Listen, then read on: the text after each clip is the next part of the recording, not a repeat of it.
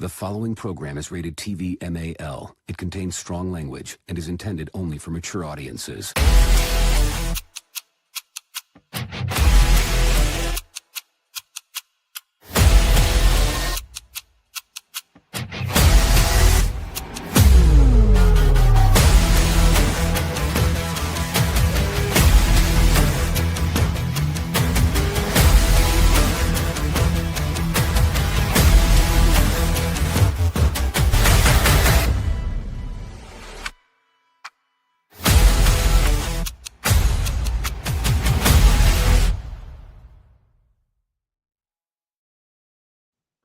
Hello, everybody, and welcome to the Dark Roast of Nerdiness podcast, episode 23, the first of 2026.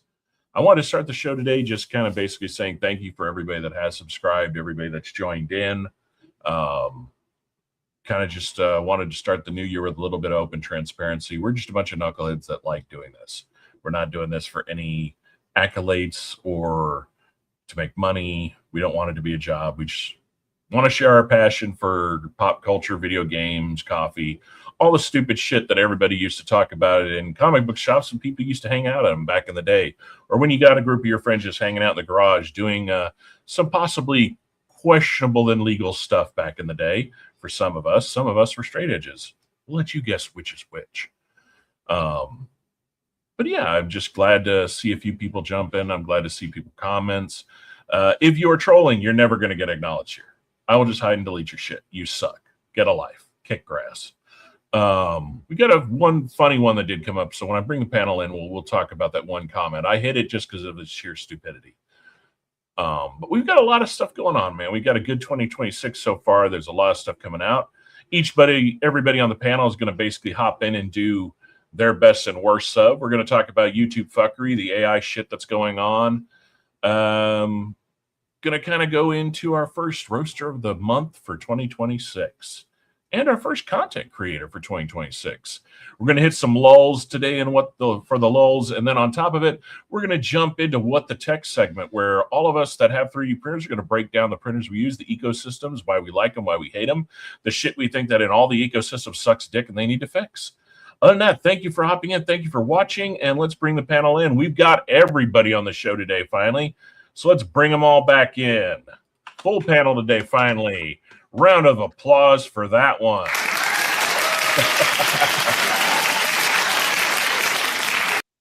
So we are still doing this dual format thing. So if you're seeing us on shorts, let us know. If you're seeing us on full screen, let us know. I'm curious to see how you're actually coming across us and how you're doing. See, we got a few people in here. See, entities already in there. Happy late New Year. Definitely, man. Thank you. Thank you, everybody. Mistress, I saw that you put what you put up on there. I'm not going to get into that. I'm too fucking old to get into that. that whole little shit. Sorry. I've got too much shit to do to even invest into figuring that out or understanding the crap about it. Yes, 8-Ball is back finally. So, connection permitting. Hopefully, none of us have some connection issues. Again, if you're seeing us on the vertical format, let us know. Let us know if you like it. If not, I kind of like the full format. Even when I'm watching on my phone, I turn it sideways. I like the full image. I like seeing everything. Cropping stuff to me kind of gets annoying. So first thing we're going to hop and dive right into is the New Year recap.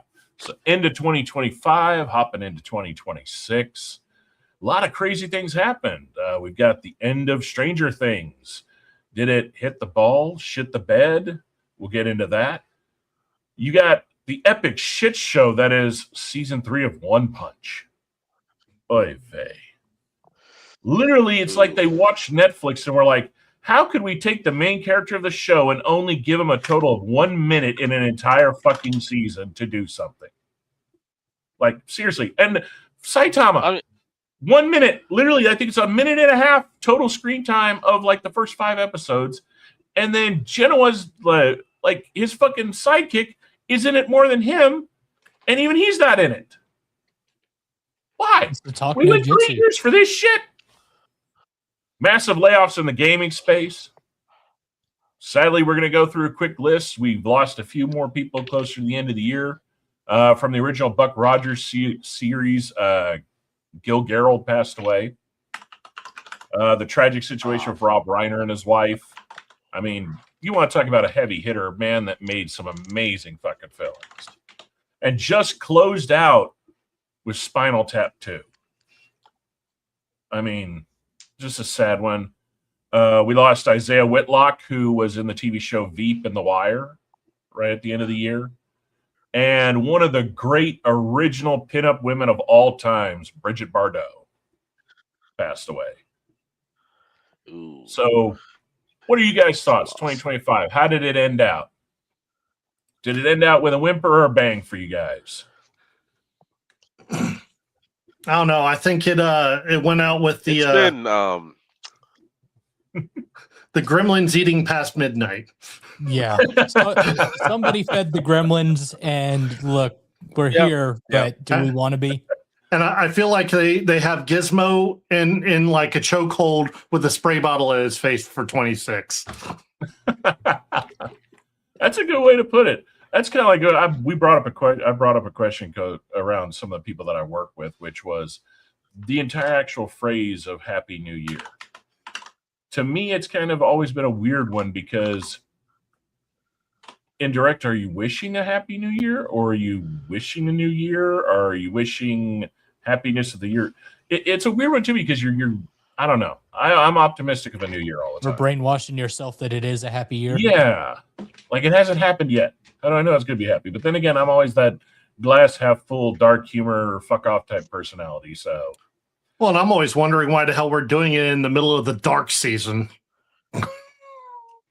Or like here in Texas recently, yay, Christmas, 85 fucking degrees. That's normal. Yeah. Shorts, No, t-shirts, ball caps. No, it isn't. Bullshit. That's Majority of my life, we actually had some cold at this time. It wasn't, you weren't wearing shorts. Let's put it that way. You forget. I lived in Houston more. Yeah. The swamp doesn't get cold. Well, no, you're just stuck with terminal swamp ass all year long. You just got varying degrees of swamp ass. We don't get cold until like, mid to late January. And we're not even getting that this year. No. Like honestly, I've never thought about moving away from here, but god damn it, I miss seasons. At least give me 2. We don't even have 2 anymore. We just have various degrees of hot. So we got, let's get into coming in 2026. So I pushed back the release to November 19th now, Grand Theft Auto 6. I'm still looking forward to it. What we've seen looks good. It just, geez. They're going to do what they've always done. They're going to, it's not going to come out till 2027. Probably. Which will be actually good for other games coming out in 2026 because they can take the limelight. I mean, we're going to get Cyberpunk 2 before GTA 6. I'll just call it here. Probably. Do you see all the stuff that GTA 6 is trying to promise? And it's like, you're promising it, and I see the short clips, and I'm all for it because I'm like, yes, this is going to be great. It's cinematic and all this other stuff. Anybody who's fallen for this, I'm just want to throw this out there in the ether. If you're falling for this, they're going to do the same thing that happened with Destiny. They're going to promise you the moon, and then they're going to deliver you this slightly linear game that's either the Well, it's not going to be a linear game issue. Go ahead. The problem with Grand Theft Auto 6 is going to be what they did to Grand Theft Auto 5. Which is they're going to give you a single-player game, then they're really not going to give you any DLC as a backup, and they're going to throw it all into the multiplayer because then they know they can frickin' do the cash cow system of pay-to-win shit. The microtransactions galore. That's literally the footprint of most games nowadays, sadly. So switch it for the game thing. Up into our first movie, you got Dune Messiah. The third part of Dune. Which this should be the best part of Dune because this is where all hell breaks loose. Oh, yeah. I'm excited. So far, I've enjoyed both of them. The second one they do move slowly, but then again, let's face it, the books and everything, all of it moves slowly till the crescendo, and this is the crescendo for at least the first entire book. series, I would say, moves slowly. Well, first of all, the first section of the book moved pretty good. Go ahead, April. It does. Yeah, you need to pause. Oh no, we're used to talking over each other. It's moving. It's moving with the books and everything. And if you're a person who am I doing the thing again? You're doing the thing, but we can still hear you. Yeah, so. We can still hear you. Just keep talking. Hi, Jenna. How's it going? Okay.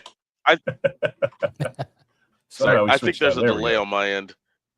But anyway, my whole point is Dune's one of those series where it's like the hardcore Dune fans can see where it's following closer and more relatable to the books. If you're not a Dune fan, if you're just a fan of sci-fi, the visuals and everything else will help you stay along in the story. So even if it's stretching out and it's kind of long, it's not boring. There's a difference between long and boring, and then there's a difference between just I agree. long. And I don't think any of us said that it was boring. It's just it's taking some time to get through some parts. Yeah. Well, the first one is going to take the time because it's the world building for people that never knew. But I'm definitely looking forward to it. The second one also world built. Yeah. Well, yeah, because it expanded more on some of the houses it didn't show. Yeah, I mean, there's like half of the world that we didn't get to see in the first one that they were exploring in the whole Freeman lifestyle. All right, Shark, that person's very adamant. Go ahead and do it if you want to. I'll pop it up for him. There you go. You got a pop up. There you go. There's only one person in this panel young enough to actually say that and be close to the generational gap of right. I'm not saying that's not me. That's not my. It's you. It's you. No. Yeah, it's you. No, don't worry about it. You're the young blood in the group. I am, but that's not my people. I don't identify. Hey! You got the designated black man on here just for the 6'7". Even my 9-year-olds like that. I don't think it just doesn't make sense. I'm just saying, like I'll do it. I've never even been able to track down like what it comes from, what the whole deal is. There is no solid meaning from what I've seen. But what was great? What was great though is at Halloween, my ex and her new dude were wearing shirts that said one was 6, one was 7, walking around. I thought it was pretty funny. Even Entity's like, I don't understand that's the point. I don't think it really has one. Or none of our generations are supposed to understand it. It's something to them. So I'm gonna speedball this list real quick, and then we'll talk. Hey, yeah, I'm gonna speedball this real quick of the coming 2026, and then we can talk about each one rapidly. So I'm just gonna shoot all the names, and we'll go from there. So we got Grand Theft Auto 6, Dune Messiah, Moana live action, A Night of the Seven Kingdoms, the last season of The Boys, Super Mario Galaxy, Avengers Doomsday, Marvel's Wolverine when it comes to a game, Resident Evil Requiem, and possibly Squadron 42. So if all of that happens, that's a hell of a layout for 2026. So yeah. Squadron 42 is going to be a lot of fun. I just rewatched the gameplay trailer that they had with all of the stars. Oh yeah. Dude, what I love is all these people talking about it'll never happen. It will never happen. Then they played the entire first mission live and even had a crash or two, showing that we actually did just show you it. Yeah. And it looked amazing. And that wasn't even the final polish. That was like literally close to the polish phase. Resident Evil Requiem looks good. Marvel's Wolverine, when I first saw it, I was like, oh, this is going to be crap. And then the more they show it, it's kind of like, okay, this is actually looking like it might be good. Mario Galaxy is going to be a home run. It's everybody that did the last one. Yeah. So that was really good. Yeah. Boys is going to be just the same thing as Stranger Things. Are they going to knock it out of the park for the final season, or is it going to shit the bed? A Night of the Seven Kingdoms, we already know that's going to be a home run. It's Game of Thrones back true to form, and it's a story that anybody that's read the books and all that knows and they've been waiting for. So you've already got a fan base made on. Moana's going to make a ton of fucking money because, let's face it, Lilo and Stitch made a ton of fucking money, even though they got rid of the meaning of family. Ohana means go to college. Yeah. Ohana don't mean leave shit. your family behind. Right? Doomsday. Doomsday is going to be one of those. It's literally going to be a slog fest of every name they could throw at it and to see if it sticks on the wall. If the story's going to be good, who knows? Are they going to give them enough time to make the CGI look the way they did in Phase 4? Or are they going to let them do the Phase 5 bullshit that they did and just pump it out? It's hit or miss. I'm very, very optimistic on all that. So that's all that. So going into those. So now we've got the end of 2025, our best and worst list. We're going to start with best movies. So I'm going to lead us off here. Best movies of the year so far for me. The Boys is okay. It's not good or bad. It's just okay. I only watch for the gore. I know a lot of people are like that. I have all the comic books. They did deviate a lot, but at the same time, the first 2 seasons, I really enjoyed. It's only when they started kind of injecting some of the shit we're experiencing now into their world through subtle little jabs that I was just kind of like, come on, man, you don't need to do that shit. Keep it to the comics. It's The Walking Dead. If you read the graphic novels, if you read the comics, when you saw the show, you had like this little mindset of stuff that you were at and stuff like that. And Brandon, all the general audience people are like, well, it's all right, but if you were into it, if you were into The Boys, because I read the comics and stuff like that, so I'm like, holy shit, superheroes and they're acting like real people. Yeah. It's literally Brightburn, but with multiple characters. Brightburn, aka Bad Superman. I love that. I love that movie.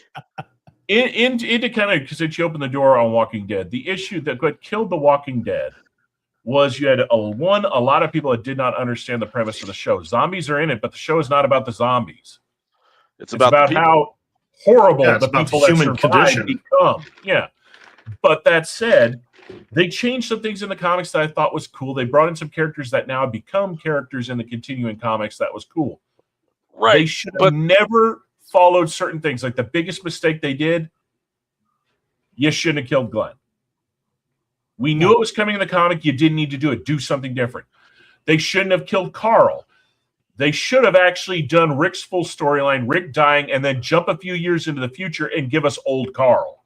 Because that's how the comics ended, with Carl being old, and he's missing a hand and an eye, and he's battered, and he's literally a conglomeration of Rick and Negan put together.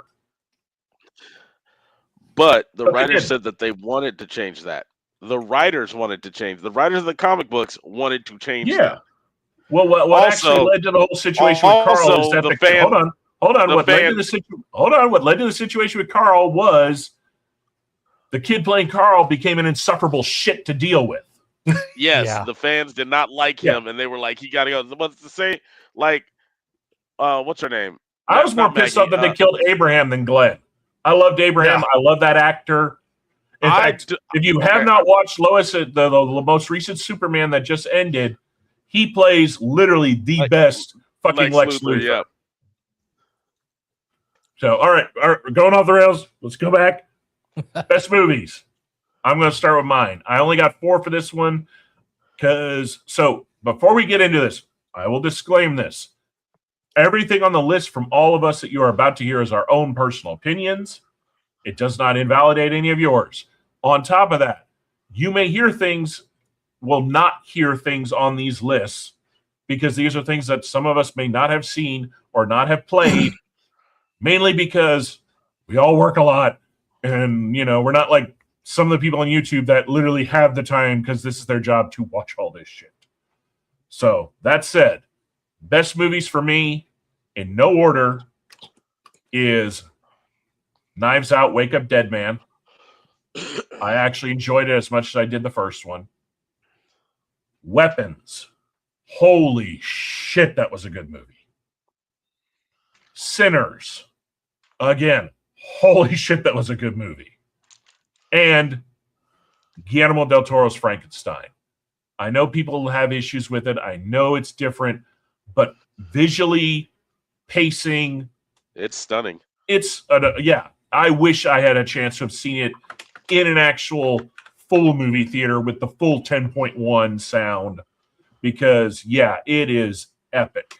Like, if it looked that good on my TV, yeah, I can only imagine what, sitting in a traditional big screen would have done to that, because it's just a visually gorgeous movie. All right, Shark, take us with your best. Oddly enough, my list is very short because I really only saw a couple of movies this year. How to Train Your Dragon. The live action. I was a fan of the comics, originally, but the live action was done right. That's how a live action was supposed to be done.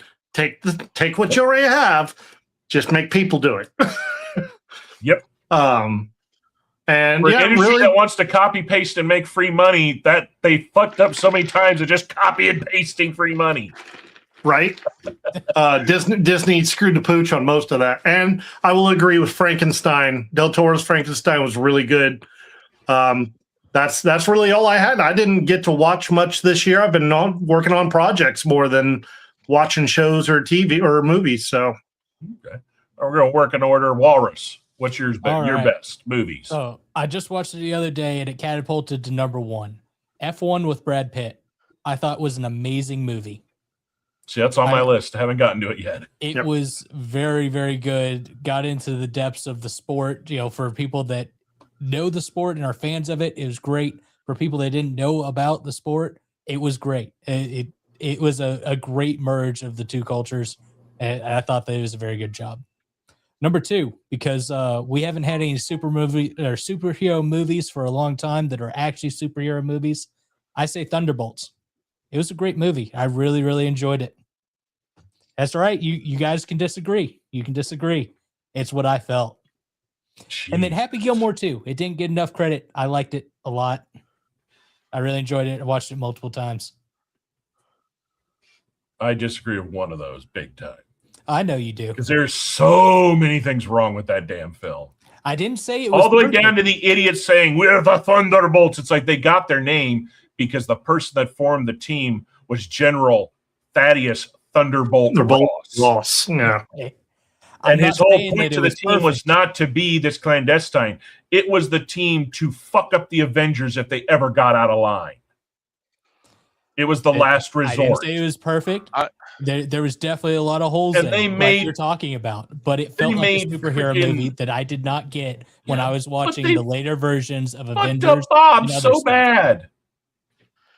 Because literally the reason Sentinel never wants to go out and fight is the chance of that part of him turning on, and there is not an entity in the universe that can stop it. All right. He's allowed to have his opinion. We aren't on the worst yet. Well, as you can already tell, that's on my All right, 8-Ball, go for your best. So I had Sinners on there. You already said it. The fact that they're going to delve into the world, though, that's what I'm really looking forward to. Yeah. So I'm like, because it could have just been a one-off. There are a lot of movies that came out that were supposed to be just one-offs, and then they said, we're going to make more of them. The Accountant 2 is a sleeper. It's still a really good movie, but watching Ben Affleck try to be fucking Elon Musk with a rifle, I didn't like that. Yeah. I like the banter between him and his brother. It was a good movie, banter is perfect. Right, but if you watch the first Accountant and then you watch the second one, like if you watch them back to back, it's two different characters, and you can literally tell he's making fun of Elon Musk. Yeah. They just can't help themselves when it comes to trying to inject that shit. I don't know why. Oh, and I'll go ahead and do it. No, I'll go ahead and do it. I'll shill for it. Netflix, I'm going to shill for you real quick. K-pop Demon Hunters. I'm sorry. You can't fight me on that one. K-pop Demon Hunters. Okay. It's good. Watch it. It didn't make my best. It is good, though. Yes. Watch it. It's worth. It's entertaining. It is very entertaining. I'm going to give an honorable mention movie. It didn't come out this year, but I rewatched it like the other night, and I'm like, it didn't get the respect that it should have got because it wasn't done the way it was supposed to be done. I'm going to throw out Bright. Well, we've talked about that on the show a couple of times. Bright is one of those that it was good. It is very unique for what they did. I rewatched it, and I was just like, why did they do this? All right. So we're going to hop into the worst. These are actually going. I'm going to put these in order because they deserve to be put in order. So the bottom of the list, not being the worst offender, Thunderbolts, in my opinion. Followed by Captain America: Brave New World. Oh, damn, I forgot that came out Because this year. it was just horrible and it wasn't needed. It really wasn't. Was that this year? I thought that was last year. That was this year. Oh, well, Then followed by The Electric State. It was visually beautiful, but it was a crap movie. It was crap compared to the source material it came from. Followed by our favorite of favorites, Snow White with Rachel Insufferable Narcissistic Cunt Zegler. And the worst offender of the year. And if this is not on all of y'all's list, I cannot be friends with you anymore because it was the most atrocious piece of shit to come out in 2025. War of the Worlds. I didn't even know that came out. I didn't watch that. I knew it came out, but I didn't watch it. I wanted my hour and 62 minutes of my life back. That was the worst piece of shit ever made. That has literally knocked into the top 5 films I wish I had never fucking watched. Damn. Because it's just that damn bad. Yeah, but I don't feel bad forgetting that it existed. All right, Shark, what do you got? It's a bet. And wait, and that's the worst part is.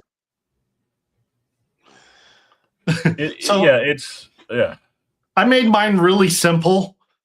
My worst movies that says anything Disney because Ohana means money. Ohana mean money, and Snow White don't need no man. Right. Hell, she don't even eat Grumpy no more. Grumpy ain't shit. Let's fuck getting a redemption arc for anybody in the movie. It's all about bitch, be a bitch, be a bitch, be a bigger bitch than the queen bitch, taking being the main bitch. Like I said, Ohana mean money. God, that movie is so horrible. Even if she had shut her mouth and never done any of the press junkets, anybody that loved the original, the minute you watch it, you're like, okay, I could see a little tweaks and changes, but fuck me, you took out literally everything that made why the dwarves are fucking there in the first place. Right. And what? I'm sorry. I am a huge Lilo and Stitch fan. OG. Yeah. You could not pay me to go watch the new live action one. No. They ripped the soul out of it. They did. Totally. You watched this entire movie for no point. There's no point to watching it. Okay. You could have saved. Hold on. You could have saved the entire movie by, I want to go to school. I can't take care of my sister. Our family's gone. Boop, you adopt the bitch. Off to school I go. Yeah, not even to a good school. I watched Anaconda. It's okay. It would go in worse, but the pure stupidity. Well, yeah, of course it's going to be pure stupidity. It's red and black. And it's Anaconda. It's literally guys trying to recreate the movie that they loved. Literally, yeah. I haven't watched it yet, but the premise, when I first heard about it, I was like, "Oh, really? They're going to remake this fucking thing?" And then when I saw how and why and what it is, I was like, "Okay, the minute I can watch it for free, I'm going to watch it." Yeah. I just haven't had a chance to watch it yet. But everybody that's seen it laughed their asses off. But now he's just shilling out for anything and everything, and it's Who? Jack Black.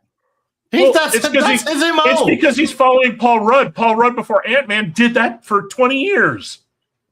That man's got grandchildren. He's just trying to make sure they get to college. Yeah. All right, Walrus, what's yours?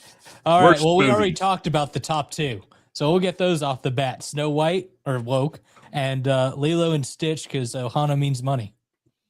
And wrapping it up with Avatar, Fire and Ash. Haven't seen it, don't care to see it.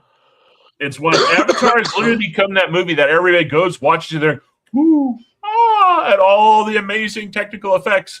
And then a week later, you ask anybody any of the character names or what the fuck happened, they're like, all it was pretty. That's it. It's like New Year's. It's like, ooh, shiny. Literally, what Avatar has become since the second film was James Cameron just sitting there going, cha-ching. Right. That's all it's become. And another one. All right, 8-Ball. Hey, Wrap it up. yeah. So I'm going to go ahead and Snow White, bad, terrible, shouldn't have been made. Tron Sadly. Ares.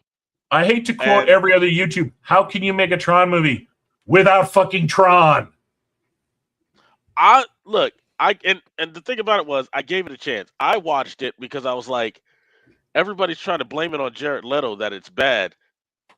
And I'm a Jared Leto fan. It's a bad story. So it's just a bad story. Well, no. And then I watched the movie and I'm just like, oh no. What? Leto being bad story, great special effects, bad story. It was like Leto tried his hardest to make shit shiny, and I'm just like, he tried to put lipstick on a pig. It's because Leto's got to keep them paychecks rolling, man. Colts don't fund themselves anymore. I mean, he does, but he needs to. Anyway, I digress. That was a terrible movie. I'm gonna throw in one that's kind of a. I'm gonna say this. It's not that it sucked. It's just that it's on my worst list because what it does is it retcons. I will agree with you on that entity. I want to see Fire and Ash when I can see it for free solely because I did hear the one collective thing that everybody that's seen it has said is the new crazy witch lady is a really damn good bad guy. But that's about it. Yeah. But this my last worst is a controversial one because I know a lot of it, but it's not worse because it was bad. It's worse because the way it retcons the universe, they have to basically redo the universe. And that's Predator Killer of Killers.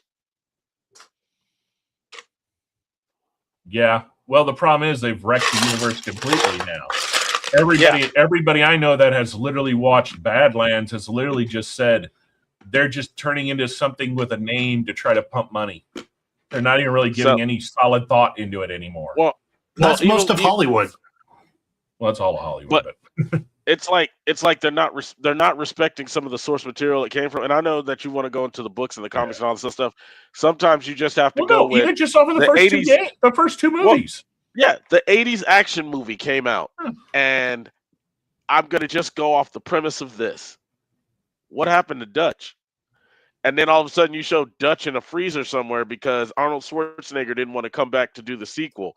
And if you followed it in the comics, it was set in New York, and it was supposed to be Dutch's brother anyway.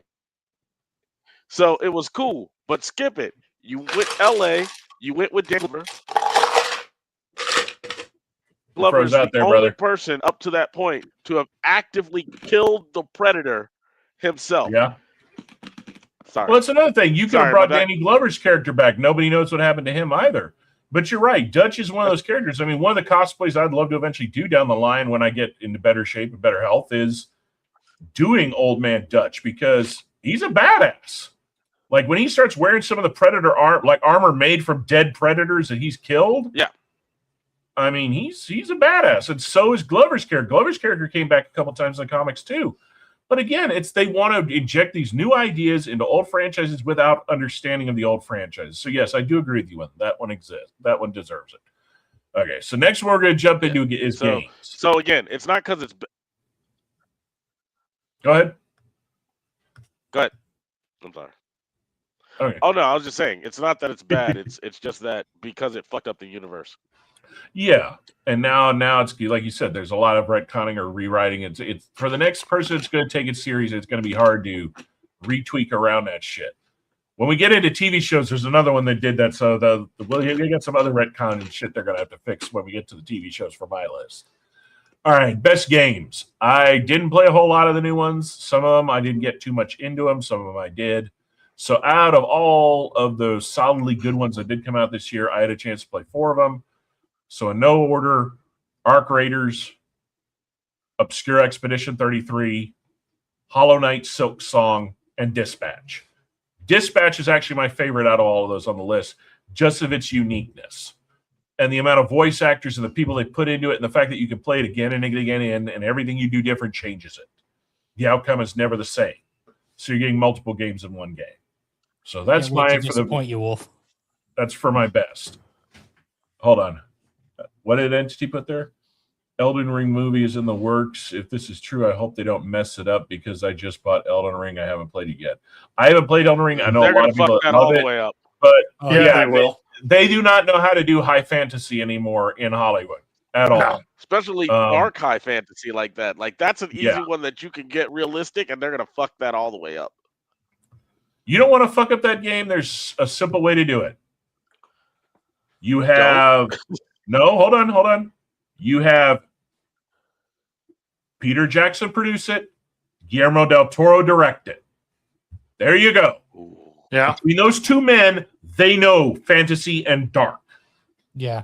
And they both know how to write and take shit from other materials and create perfect screenplays for them. They've probably played it. Probably. Knowing Jackson, probably Jackson. Del Toro, I don't know. I haven't never seen interviews where people kind of ask him about games. Okay, Shark, what's your best? Of the ones you've had a chance to play for this year? I haven't gotten to play a lot of games. Actually, the one that I did put on my list, though, is one I watched my little one playing, and you mentioned it too, which was Hollow Knight Silksong. I was watching her play that, and that looked like a great game. It's beautiful. I mean, it's simplistic idea, but so beautiful, too, at the same time. Yeah. That's what blew me away was how good it looks. Yeah. No, it's visually, it's a great game visually. It's fucking hard as hell, too. I still haven't beaten it. I know a lot of people have not beaten it. So that's all you got for best. That's all I got. Yeah. For good stuff. You work more than any of us, so that's true. Sense. Yeah. And we can't really put SC in there because it's not a new game. So exactly. New game. All right, what do you got, Walrus? All right. Number one, Peak. It's hard. It's a co-op. I enjoy playing it a lot. It was a lot of fun. I played with my brother. He would talk shit on me all day long, but we did it. I've watched a few streamers playing it. It looks fun. Talk shit on it if you will, but I like Battlefield 6. It's kind of just my vibe game of just like go in and just. I'm not going to argue about it. Battlefield I enjoyed it. Battlefield has never, other than that 120 whatever it was, and that wasn't a bad game as a shit release. But when it comes to their actual games, like the core Battlefield games, I don't think any of them have ever been bad. They've all. I was even been playing good. 2042 right up to the point that 6 came out. The problem with 2042 is they tried to go Call of Duty. Yes, I'll get specific with it. They tried to go Call of Duty Future War or whatever, where they were doing the space age shit. Oh yeah, Advanced Warfare, the first one. That was so bad. And the problem with it is the whole point of loving Battlefield was that it wasn't, it wasn't that. It wasn't, Yeah. To answer Entity real quick, yes, Entity Repo is actually on my list. I just didn't get a chance to play it. Like I'm pretty sure there's quite a few things that would have made this list if I had a chance. If any of us had had a chance to fucking play them. Yeah, that's kind of what it comes down to is time allocation. Which gets me to this next one. This is one I didn't play. I watched my brother play it. It looked really good. I enjoyed that aspect. I did not play this one. Where Winds Meet. Okay. You seem like you don't know anything about it. It basically think of if Dark Souls was kind of in like the Edo period in Japan. Yeah. Ooh, okay. I saw that game when I was over. I saw somebody playing that when I was over at Hunters. Yeah. Yeah. Okay. What about you, 8-Ball? Anything you played this year? Okay, so everybody knows that about my console computer situation. I didn't get to play a lot of games. So the games that I'm going to mention, I got to play, but I got to play them over at other people's houses. So the first one I'm going to throw out there is Bellum. It is wow. First one I'm going to throw out there is Bellum.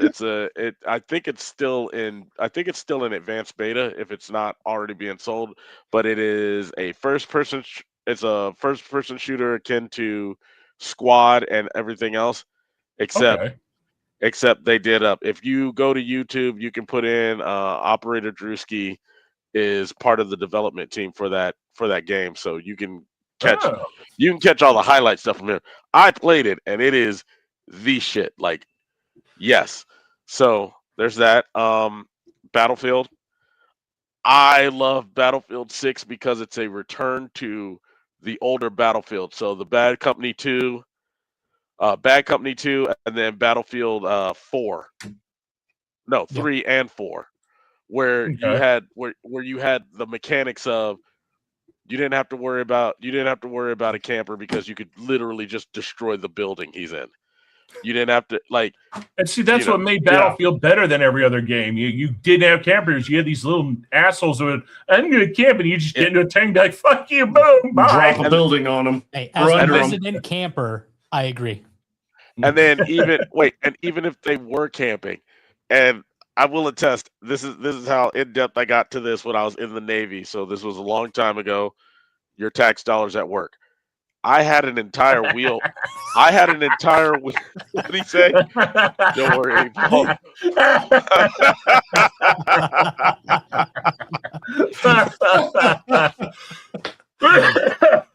Oh man. You know what bothers me? I changed mine just so that doesn't happen at my apartment. And yet somehow it still happens.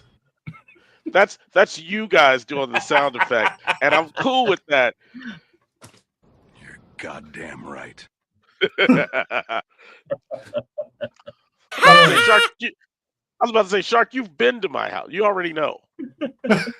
True, but I'm saying I can't even do sounds. I'm not even fully set back up yet. But yeah, I'm set up till the end of this show. Then he's getting torn down again.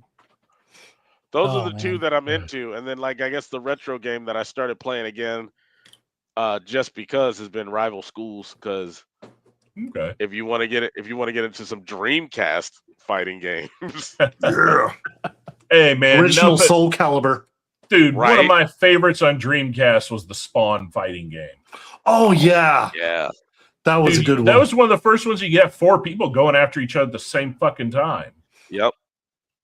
However, though, if you don't have a CRT TV, I would not suggest hooking the HDMI off a Dreamcast to a modern TV because I tried to do that and holy fuck, did it look like shit. It actually hurt me looking at it. It was like, ow. So, that was a good list. All right, worst, I only got 3. There are probably this list could probably be tons long if I actually had a chance to play any of these horrible games. But I played these 3. One of them I lasted an hour and said, fuck this shit. And thankfully I won't say how, but I got it for free. So I don't feel too bad about it. And that's Black Ops 7. Fuck Call of Duty. It just needs to piss off and die already. It's a fucking joke. Well, it keeps trying to be Fortnite. Yeah. So, yeah. That one I played for an hour and I was done, and I'm just like, no. It reminded me of every reason why I've hated the game. I'm excited for is Bolt Gun 2 because the Sisters of Battle need more love. They've been overshadowed. Huh. I'll have to look into that one. Yeah, Black Ops 7 made me remember why I have not liked literally the last 5 or 6 fucking Call of Duties. So that one. The second one was Vampire the Masquerade Bloodlines 2. Again, they let down everybody with a Vampire the Masquerade game again. What could have been something great if they had gotten their heads out of their ass and taken the time on it, they epically just turned out a steamer again. I mean, the only reason the original one was any good is because they killed the game, dumped the open source code, and for 2 years, fans actually made the goddamn game the studio should have made once they got a hold of the source code. And then the last one was South of Midnight. Just, I'm not even going to get it. It was just, no, it was crap. So, those are my 3. What's your worst, Shark, if you have any? I kept it simple. COD. I have not liked the Black Ops game since Black Ops 2, if I'm honest. I agree. I'm a Modern Warfare guy. See, I started hating Modern Warfare. As a notable mention, I will also say that for 2025, Wizards of the Coast has really screwed the pooch on Dungeons and Dragons overall. Well, that's table. Yeah, table. You know, We talked about that last show. They've epically fucked themselves. Yeah. When you're losing the YouTube creators that are we're normally solely about you and your product, to now they're doing mixed products or have abandoned you completely, you've seriously fucked it up, and you're not going to recover. Yeah. No, I mean, it's not. People will go back to the old iteration books and stay playing off of those and not buy anything else you have to offer. Oh yeah, I love a good game of 3.5. I'll take that any day over 5th edition. But no, back to Modern Warfare. The minute they did that Aki Kimbo bullshit, I was done with it. I like some realistic ballistics in my game. When I'm sitting here playing a game and I'm trying to play a game and enjoy myself and be challenged, and I'm getting killed by some little bitch asshole from halfway across the map with dual 1873 shotguns that wouldn't even accurately hit from here to that fucking poster, that's bullshit. What, you mean that is a game built by people that do not understand where COD came from at all anymore. You mean and that was where the snowball started rolling. Suitcase guns.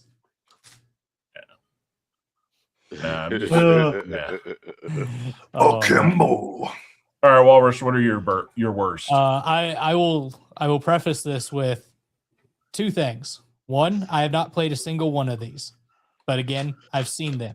And two, I'm a hater to be a hater. Call of Duty. We've already talked that one to death. Now I hope that y'all don't disown me and kick me off the podcast immediately, because two of your top ones are both at the bottom.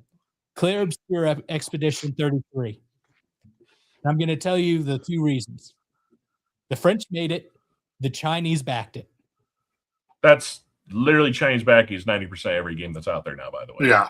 I've started becoming a hater just because of that. I don't care. I would rather literally take New China, Hong Kong money than EA and be sucking the Saudi dick all night long. Shop your Temu and enjoy it. Yeah. And the other one, Hollow Knight Silksong. It was pretty, but it's 2025, 2026. There's no need for side scrollers now. Bullshit. There will always be need for side scrollers. No, and I do not take your list as valid because you didn't play any of them. I prefaced it with that. I know, but the conditions of all of this was stuff you physically actually watched yourself or played. That was the conditions of the list. I've watched them. I did not play them. Wait, pop that back up, Sharp. Sorry. Addictive game that I bought during the New Year's game. It's something called Fishing North. The fishing. I can't get into those. Like, I know a lot of people that play those games and love the hell out of them. It's like the hunting games. Well, yeah, I was about to say that. If I'm going to go hunt, I want to hunt. I don't want to play a game of it. I want to hunt. Well, I mean, like, I go to Cabela's and play one round of that, and I'm like, all right, I'm going to go buy the real thing and go do it now. I want a light gun if I'm going to do a hunting game. Yeah, but they even have the light guns, and even I'm after like a one round of a light gun. I'm looking at the real guns off the wall in Cabela and be like, okay, you know. Time to go to Cabela's. So Claire Obscura, I have to argue that on, because that game was beautiful. The mechanics were flawless. It had passion behind it of the actual people that did develop it.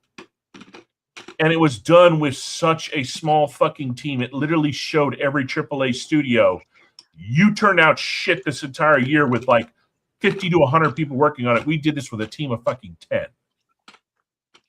So it literally gave a big middle finger to the AAA studios and big budgets. Like, they pulled off a gorgeous game on a shoestring budget. So even though they had that backing, it was nowhere near everybody they were up against. So I would say swallow your pride on it, play it for a little bit. Because it's one of those that once you do actually play it, it is fun. It's challenging and it's fun. And it keeps moving too. There's no slog in it. So, all right, Paul, what do you got for your worst? Anything you played this year of 2025 that was crap? Call of Duty, no notes. I don't know if it came out this year, but I just recently played it. The Starfleet. What the fuck was it called? It's like Starfleet. Basically, it's It's basically that game that y'all all play, the Star Citizen. But it's set in Starfleet, and it's terrible. Starfleet Command? Yes.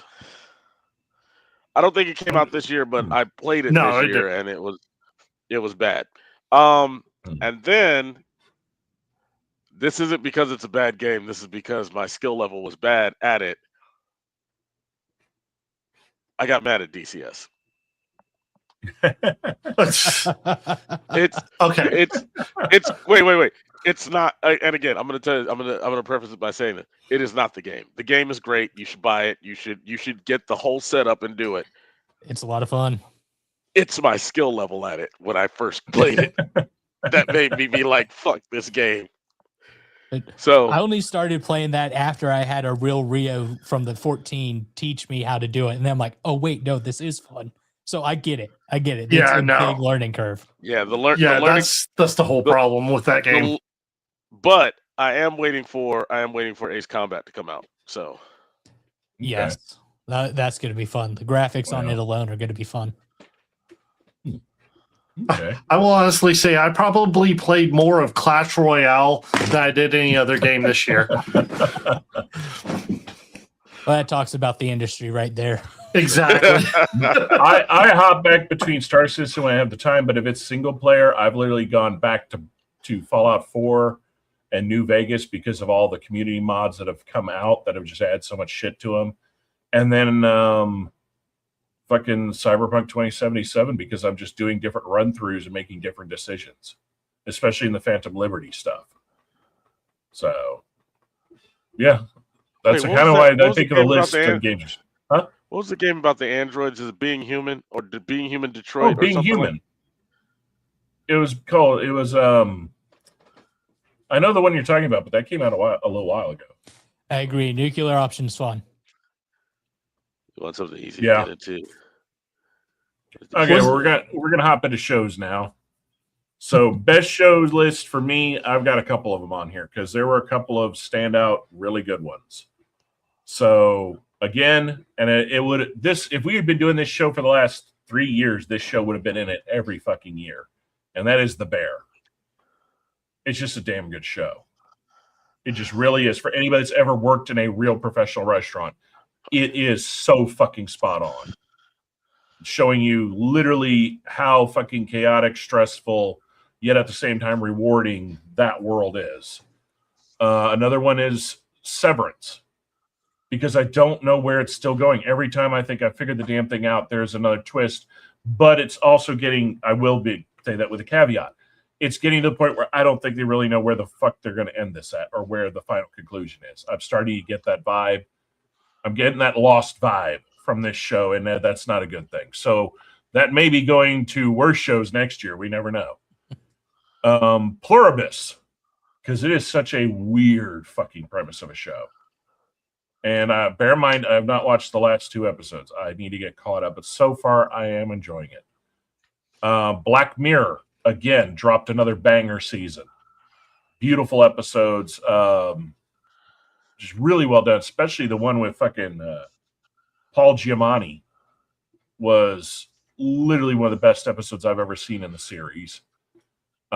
Dexter Resurrection brought Dexter back to true form of the original show. I enjoyed the hell of it. I'm anxious to see where it goes from here. A little fun, dark humor one from Apple TV, Murderbot, with Bill Skarsgård. I actually enjoyed the hell out of it.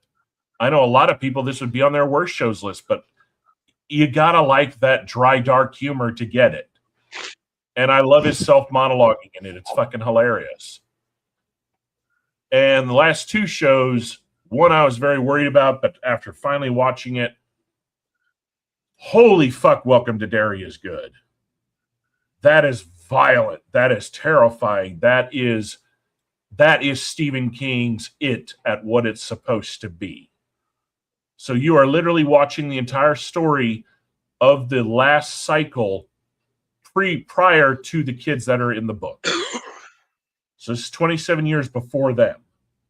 And it explains more of what Pennywise is, how Pennywise became Pennywise, why it's trapped in Derry, the whole story behind it. It's very well done.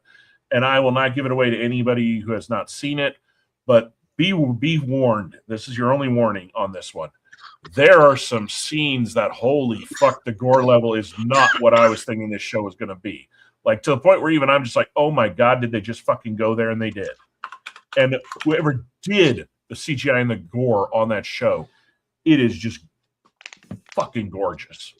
Like, I have not seen effects that well in a long time in anything. And to round it all out with the end of the list for me, The Pit. The Pit is an amazing show, in my opinion. I know a lot of people skated past it because they're like, oh, another medical drama show. I'm so sick of these. Hold on. I'm so sick of these ER shows. Here's the thing about The Pit. You are watching 15 episodes, each hour a long episode of the entire 15-hour shift the ER crew is working. And not only that, it is graphic, it is brutal.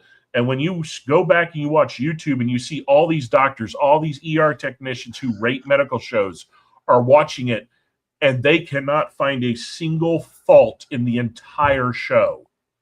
That they are that blown away that not only how accurate they were on everything, but when they show some of the injuries, how graphic it is. And they're even like, no, it looks like that. In fact, it looks probably a slight worse than what they showed. Even what they showed is worse.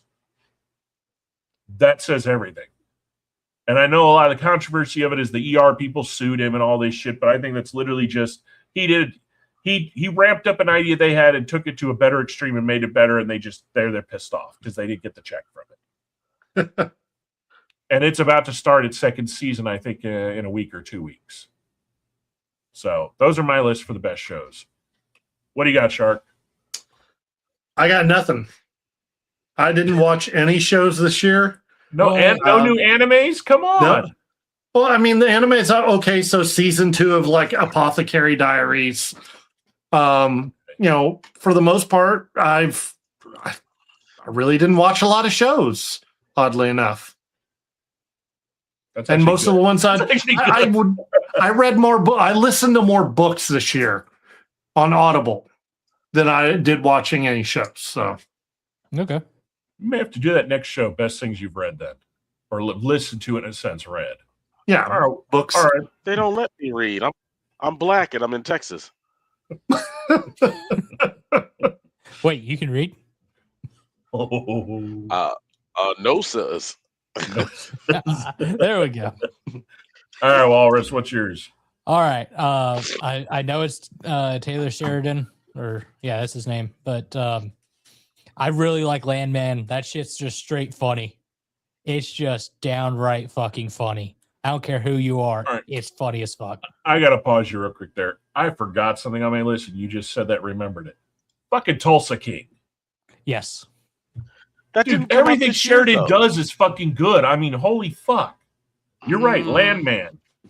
Yellowstone, Landman. Fucking Tulsa King. Saturated? Yes. Is it good? Yeah. Is Landman the one with Billy Bob Thornton? Yes. Yes, it is. Oh, okay. Yeah. I've seen some clips of that. Tulsa, that does look good. And it's Tulsa King because of Billy Bob Thornton. Yeah. Oh, and now they've got Sam Elliott in it. Mm-hmm. Yeah. Oh, dude, there's a dynamic between those two that's just you can't make that shit up. What else you got? But continuing on, Fallout, I'm really enjoying it. Shit, I didn't have really that on good. mine either too. So no, hey, for Fallout's change, I've good. got a So good far, list. Let's go. So far, the second one is really good. It is. Like it's I'm very liking good. it. I'm wondering right now though, are we going to find out if Hawthorne is a synth? Even though if you've watched the most recent episode, you know what happens to him. I'm not giving any spoilers away because it just released recently. Yep. But doesn't mean you still can't find out he's a synth or not. Mm-hmm. So no, that show again is a prime fucking example. This is how you do a faithful adaptation with new characters. Yeah. I also picked this one up as I was waiting for the next Fallout. I saw that Robin Hood a dark version, or I wouldn't say really dark, but it gets darker than you would expect. Robin Hood came out this year, and it's been very good. It's actually really fucking good. I'm sorry. Exploring the different characters that you would never really get more than a couple lines on. You're just like, oh, okay, that's how they're playing that person. Oh, hey, they're bringing in this type of individual. I thought of another show from this year that none of us have talked about. The Gentleman. Yeah. The Gentleman was that wasn't this year too. Yeah, it was. That was last year. No, that was definitely last year. All right, Shark, look at it real quick. When did the Gentleman the show come out? Or was it one of those that was late 24 and carried into 2025 is why I'm getting confused. Sorry, I'm still trying to get used to this new keyboard. I'm not. Oh, by the way, too sensitive. I'm not arguing that it wasn't good. It was great because I also love the movie. That's what I was worried about. It's like, how are you going to capture how good the movie was? And then they actually did it just as good. I was like, okay. Hey, I still want my Rock and Roller 2, motherfuckers. They're not going to do it. They're not going to do it. You're just going to rewatch 2024. But was it early 2024 or late? Says The Gentleman 2024 Netflix series with Guy Ritchie. Yeah, it doesn't say. It was like summertime. When did it premiere? It's not. I'm not seeing it right now. Just 2024. Wait, here we go. March 7th, 2024. So it was early. Wow. Yeah, I'm sorry. That's why I was like, no, that was definitely last year because that was my whole jam during the summer. He's saying he didn't like. It's not for everybody, but I think as it ramps up, it's going to get better. So yeah, wait it out, Entity. Keep watching it because right now it's about to steamroll into some main character plots of the games. Yes, that we don't know what happened because this is taking place after New Vegas. It's also explaining a bunch of the different factions, which is really good. Yeah, well, especially it's bringing up two factions of the Brotherhood that we've never seen before. You also got to remember, this is not for the Fallout fans. This is to bring in the people who weren't Fallout fans, who didn't play the games. But those of us that I'm just saying, know that where they're going is going to be some pretty big shit. But no, that's what I'm telling. I'm just telling that to Entity. The reason that it's going at the pace that it's going is because it's not for. This isn't for Wolf. This is for me. Yeah. I didn't play Fallout. I'm a fan. I've read some of the fanfics. I've read the books. I've seen a lot of the things, and I know people who are way into the community. So I have information. That's an understatement. That is an understatement. The room is getting moved around. Yeah. Solely so between me and Shark and our 3D printers, I am building a T60 full size armor that's going in that corner. It's probably going to take the better part of half a year to do. That sounds. Oh, and Entity, Macaulay Culkin did a great job there. Like, yeah, I was really happy with it. I mean, he did a awesome job. Okay, he did a great job. It is just so very hard for me to watch him in any roles solely because of one movie. Yes. And let's see if anybody in the panel can guess which movie. Something tells me it's not the one that everybody's thinking. It's not The Good Son? No. Is it one when he's old? Here's a hint. The reason it is hard for me to see him in anything else is the character he plays in this movie is so fucking identical to the real person he's portraying. And I partied and met that real person. Oh, it's one of the ones he did when he was older. Fuck. No, that's not him. That's his brother. I'll give you a clue. The real person it's based off of was the guy who started the Club Kids movement in the techno era of the 90s. I know what you're talking about. I can't remember the name. The movie's called Party Monster. And the character he plays is based off of a real person called Paul Aliki Jr. And he helped actually start the movement of the EBM and the techno rave party culture in America EDM in the 90s. Kids. Yeah. Yep. And I actually got to meet him at 2 raves, one here in San Antonio, one in Dallas. And yeah, when I watched that movie, even I was just like, why does that name sound familiar? Why does this sound familiar?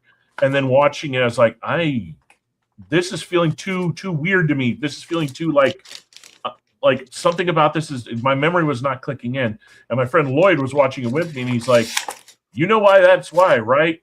And I go, no. And he goes, because he had already seen the movie, he goes, wait till about 10 minutes from now, it showed them creating the rave in Dallas. And then my eyes just went like this. I looked over and he goes, you did coke with that motherfucker. And I'm like, I'm glad you remember it, because I don't fucking remember that, but I do remember him now. And then when you see in that movie what happened to him, because I never read the news and shit at that time and know what happened to him and those kids and that culture, because they were all from New York. And then when you see what happens to that movie, you're just like, oh shit. he killed his dealer and chopped his ass up and kept him in his apartment. Ooh. But I've got one more for the best show of 25. I found this on Apple TV. The Last Frontier. That's on my watch list. I haven't watched it yet. Yeah, based there in Alaska, about the U.S. Marshals, and it's good. I know it's not for everybody. So a lot of the critics panned it. Even a lot of fans panned it. Okay, but here's my one question about it. That'll get me to watch it or not.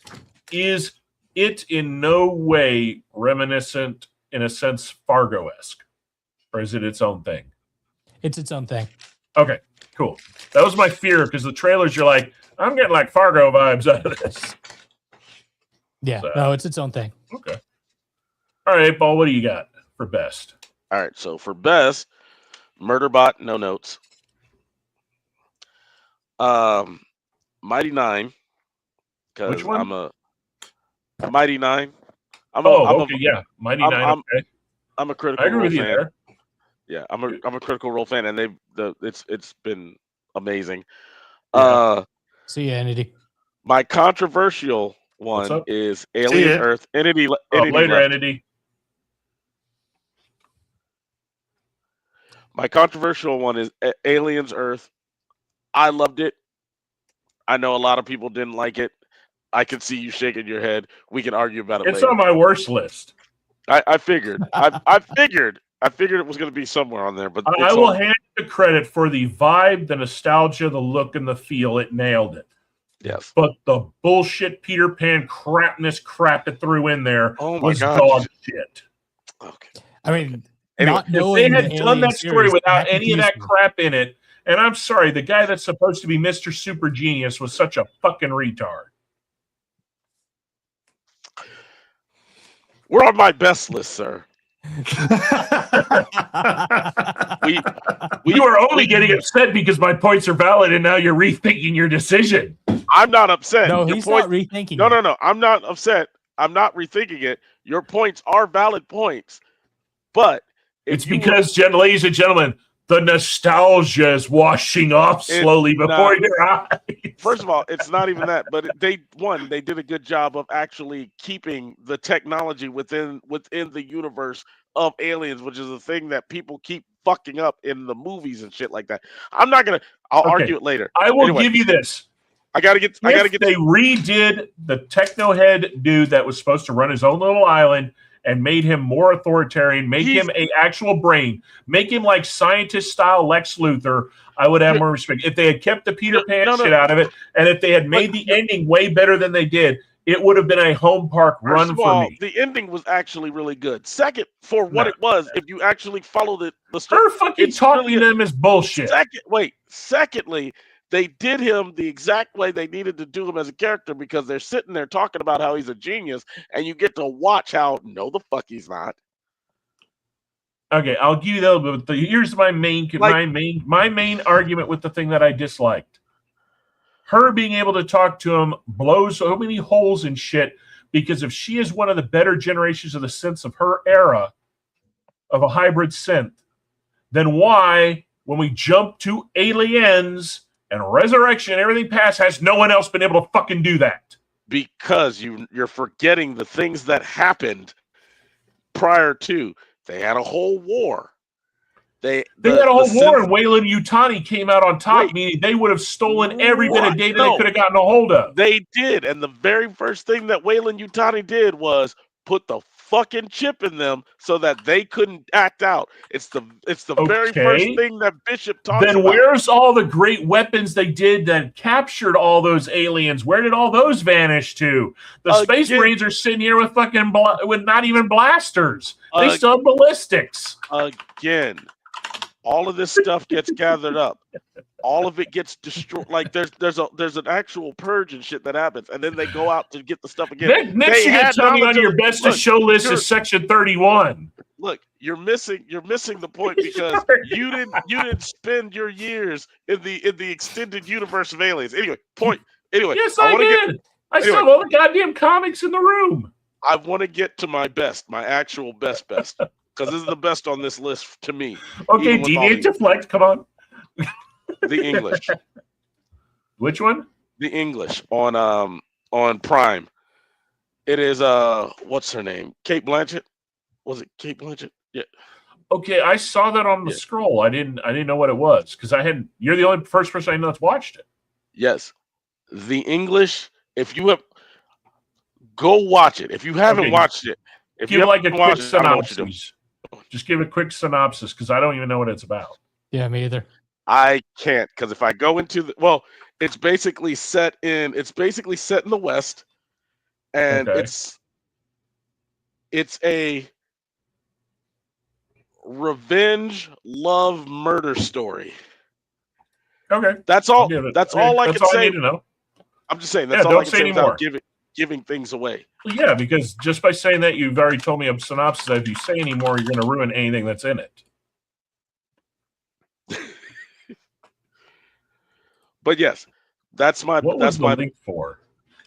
That's for later since he brought up aliens. Oh, okay. It's something with me and all of my ESP32 and Home Assistant and everything. This popped up, and y'all will really enjoy that later. Well, let's hop to the worst because I'm pretty sure I got a few that y'all agree. No, go I know there's one you won't. No, go ahead. No, see, but that's just it. All right. I understand it.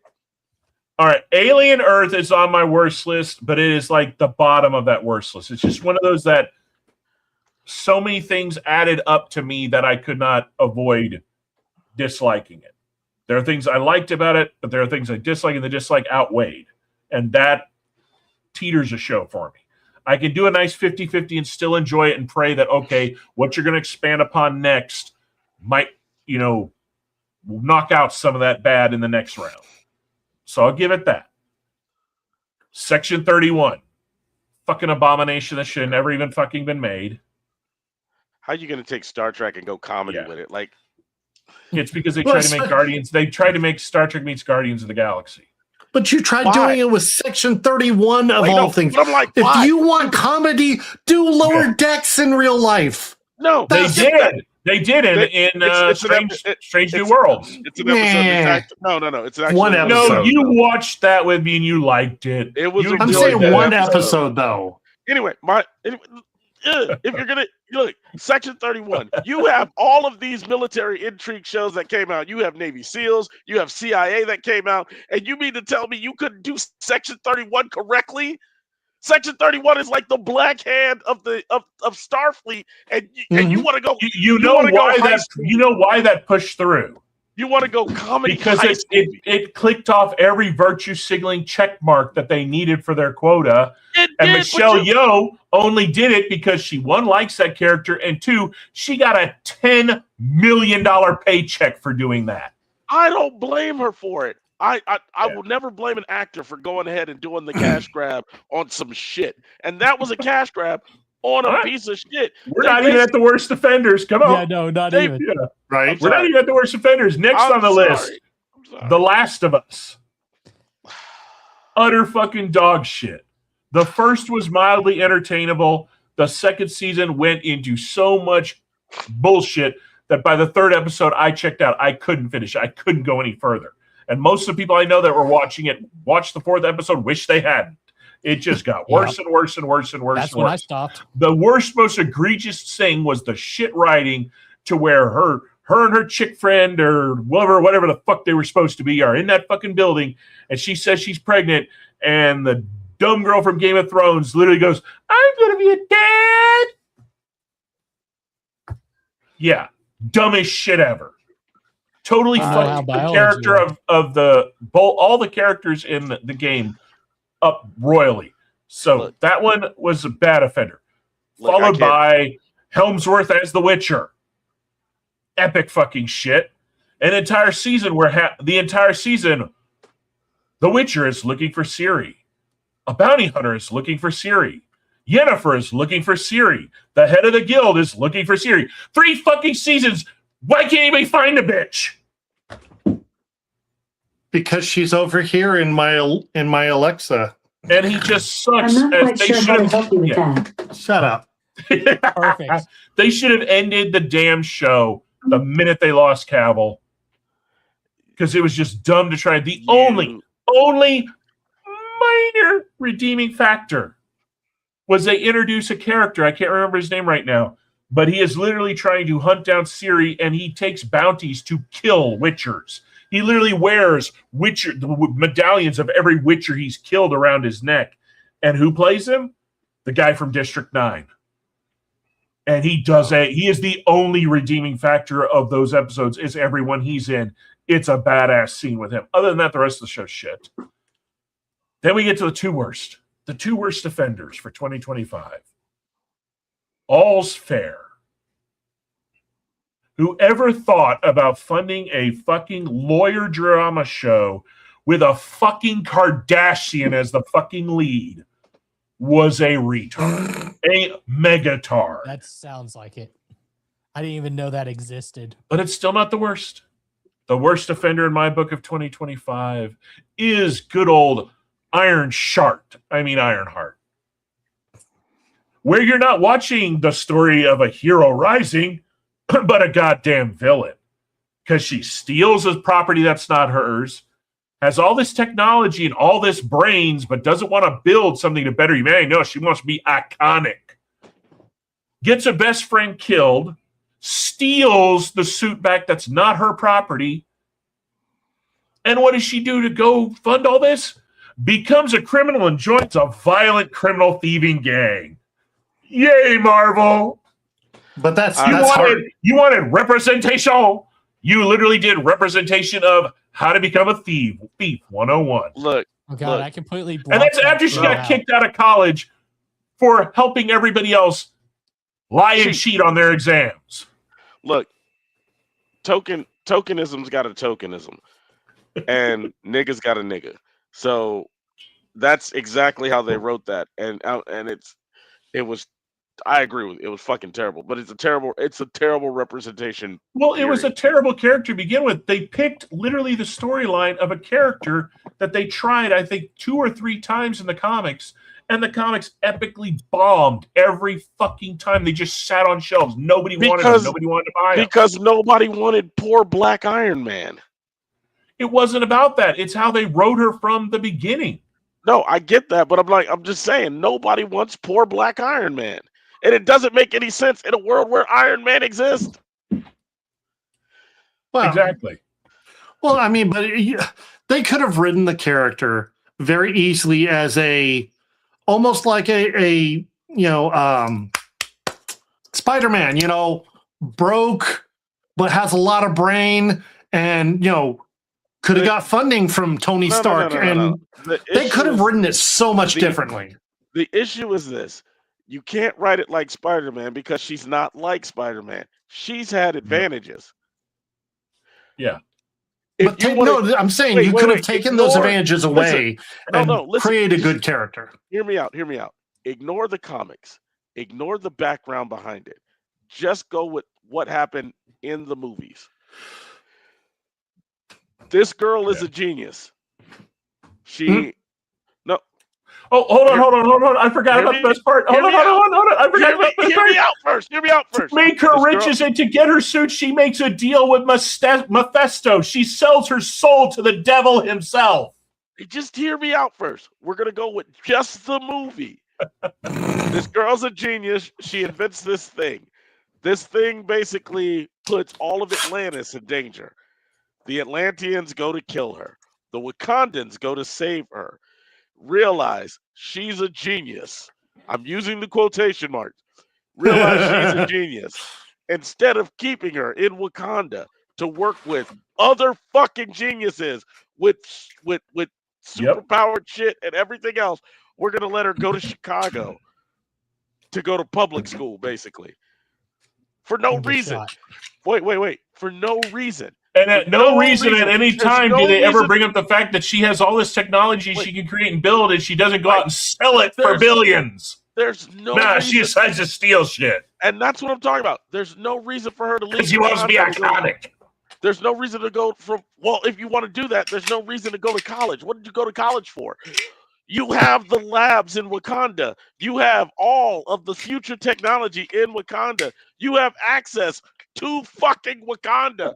You can do so much more to be iconic and save the world and not go to college. But they're like, no, she's got to go to college. For what? She could have went to college in Wakanda. They could have given that bitch a full I have a feeling this is on his worst too. And just kept her in fucking Wakanda, building shit for the next Black Panther, the White Tiger, building shit for bald head bitch and her spear friends. She could have did all that in Wakanda. She could have came up with the suits when Tony Stark dies. When Tony Stark dies at the end of it, she could have came up and been like, okay, cool, Pepper, I have the things, because they have the access to all the people in Wakanda for the shit. I have all this access, but I'm going to go be a...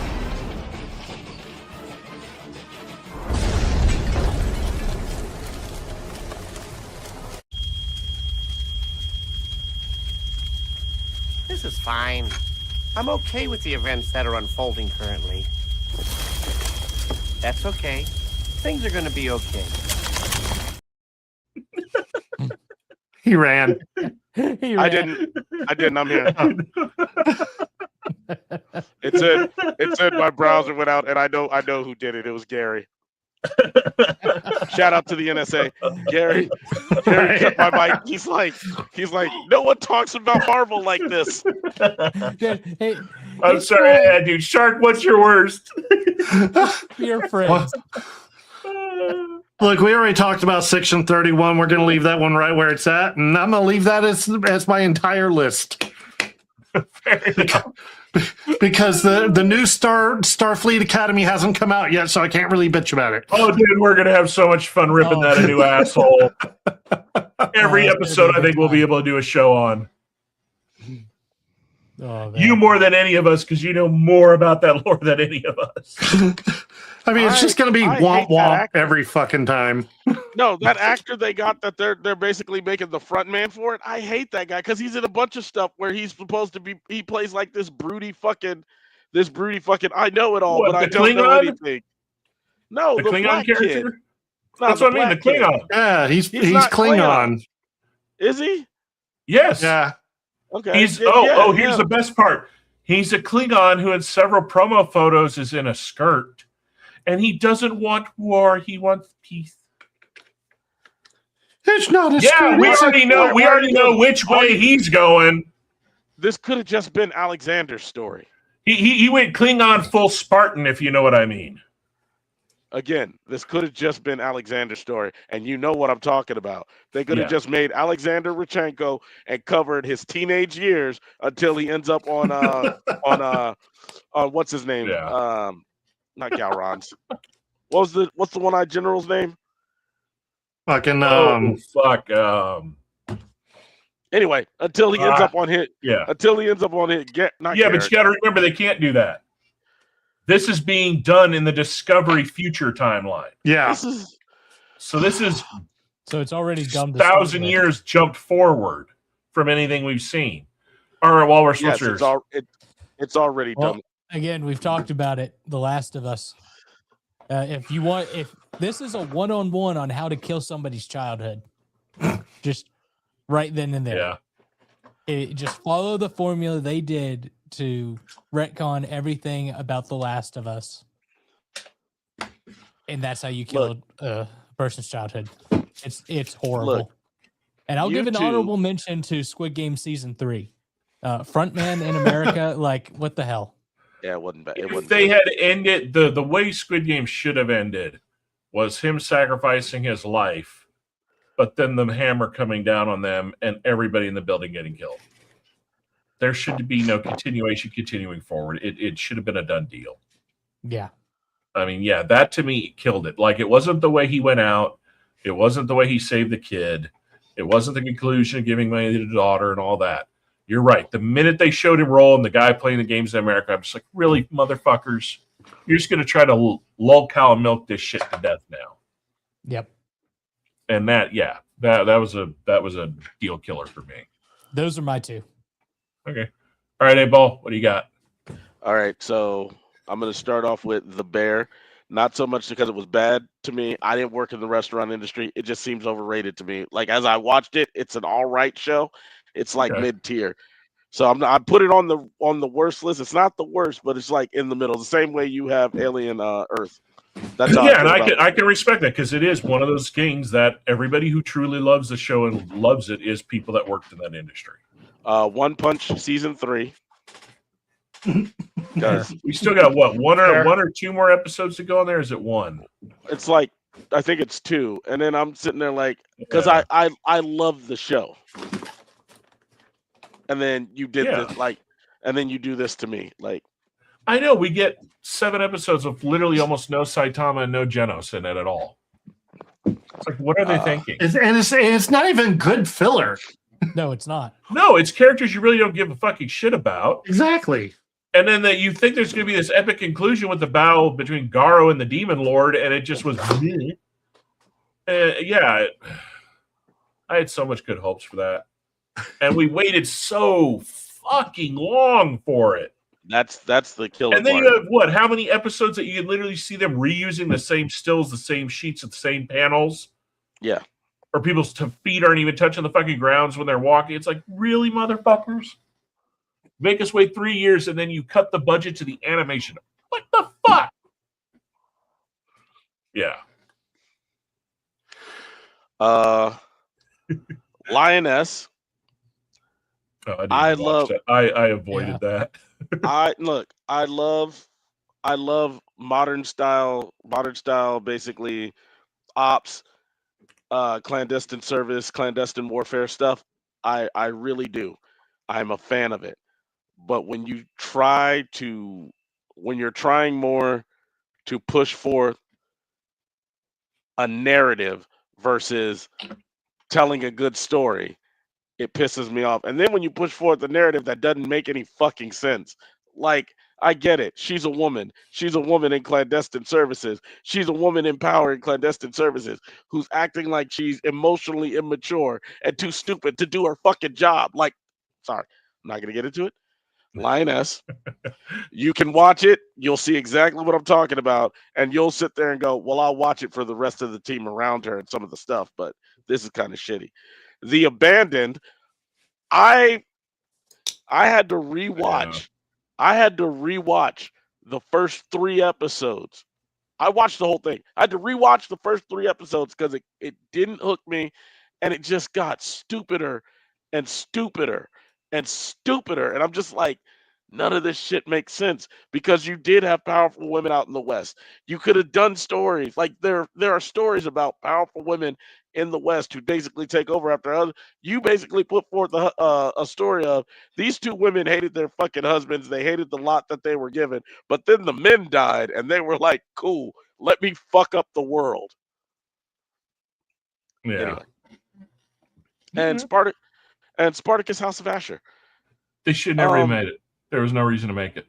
Well, first of all, starting off with it was all a dream. Asher dies in Spartacus, but then you're gonna sit there and retcon it to go, but what if Asher didn't die and he killed Spartacus? Then what would happen?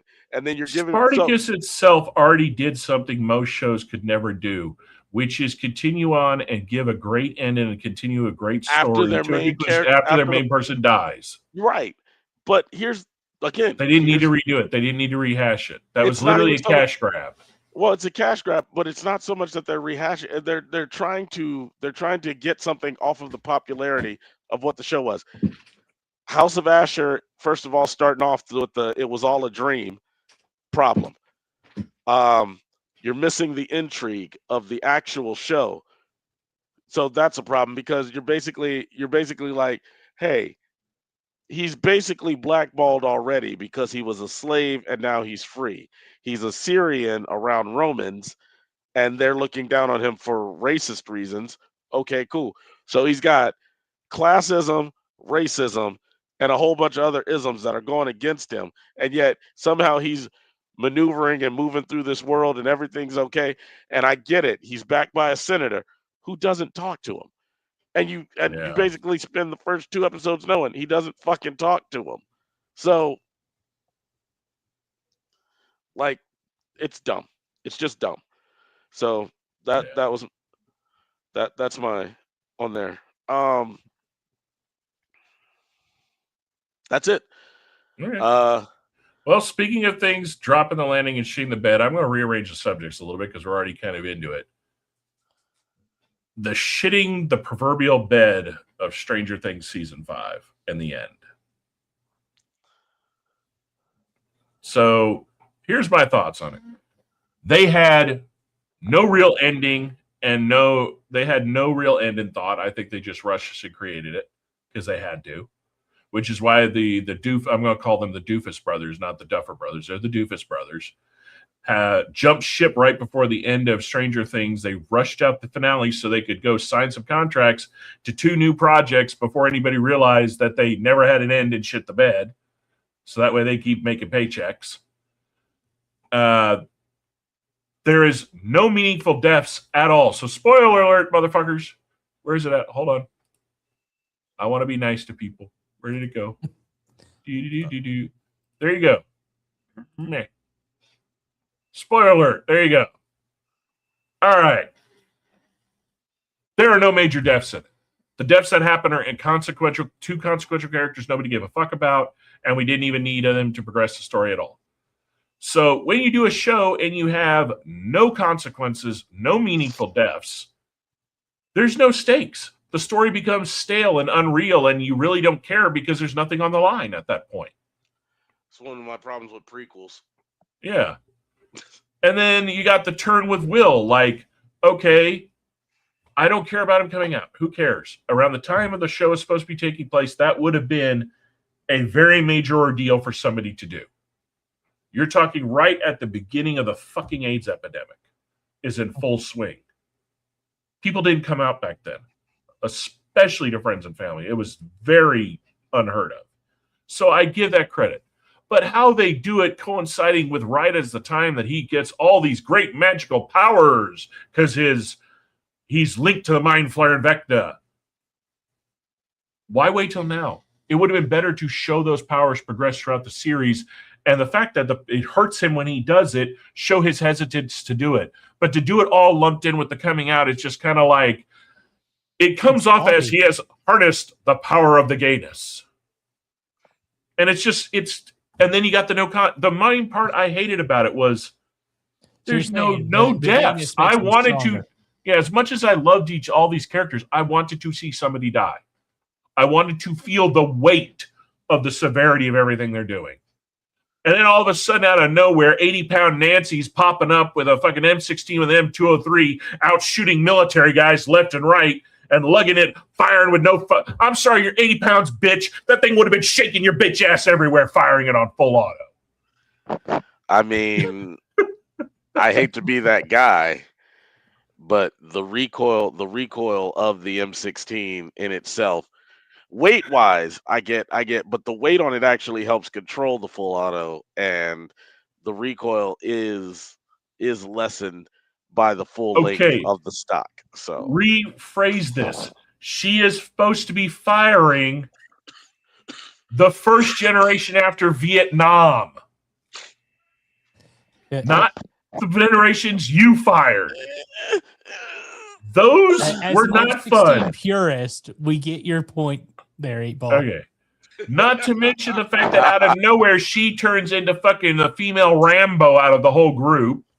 There's just so much that they did on this that's just like, really? Well, I could understand it if the show had that level of unbelievability throughout the entire series. Well, if you go back and you watch 1, 2, and 3, it didn't have that. It had the, why is all of this stuff from like our game coming into the real world and people around us are dying and getting ripped apart? It had this groundedness of severity and threat to it. And they just nerfed all of that. Well, you got to remember. And then they give us a 45-minute epilogue at the end. Look, after the way Game of Thrones ended, you should already know all of your favorite shows are going to be ended like that because all of their creators are going to be looking to move on to some bigger and better project. Which pisses me off. It's bullshit. As much as Lost shit the bed, at least the last season, a lot of fucking people you like died. Oh, yeah. But what I'm getting at is this. Stranger Things shit the bed by delaying the way that it did. Stranger Things should have been coming out every year. Yeah, instead taking 10 years to do 5 seasons to where now you got a bunch of college-age people still playing kids that are out of high school. Exactly. They don't. I mean, Christ Almighty, Millie Bobby Brown popped out a kid between the last 2 seasons. What? Right. And so like, you you didn't risk pulling the trigger, and then you're sitting there going, "Well, we're going to go off the nostalgia of Stranger Things to make some money," and it's like that comes down into the problem with what these streaming platforms are doing. They want to build this grandiose movie scale scope into their shows, but they're not catching on the fact that the reason TV worked for so long is that you had a new season coming out on the seasons it's supposed to come out every year. Well, okay, I would agree with you, except I then go back to The Expanse. After The Expanse was kicked off of Sci-Fi and it was picked up by Prime. It was Amazon. Yeah, it was picked up by Prime. They did it correctly. I think they had a 2-year hiatus. Okay, but you got to remember, there's a difference in that. They already had all the sets. Everything was built. They never tore anything down. But it literally was just a contract shift over. But that's my point. Amazon Prime gave them the one season. They proved themselves in the ones like they bought. But the problem is now is it comes. Hold on, it comes to I was watching a show where they broke this down. It comes down to cost, and it comes down to the fact that these weak-willed, pussy-ass actors nowadays think that literally working for 6 months out of a year on a single show is too fucking hard. Even with that. Yeah, and that's verbatim interviews of them telling people that. I know. It's like, motherfucker, there were people like, case in point, House. That motherfucker was doing every season of House, nonstop filming all year long each year, and in between flying back to London and doing live Broadway shows. Yeah. It just comes down to it. You new actor generation, just like your whole generation. You're fucking weak. Yeah, but you're lazy and you're fucking weak. All I'm pointing out is you had a show where they could have shit the bed and had 5 and 8 years between fucking seasons and still shit. They didn't, and it was successful. And when they ended it, it's still one of the most successful things on their platform. I'm not getting into it. Ring of Power, they fucked up almost shit up. But no, where they did. Hold on, they did shit the bed on Expanse in one phrase, in one situation. They should have finished the fucking books.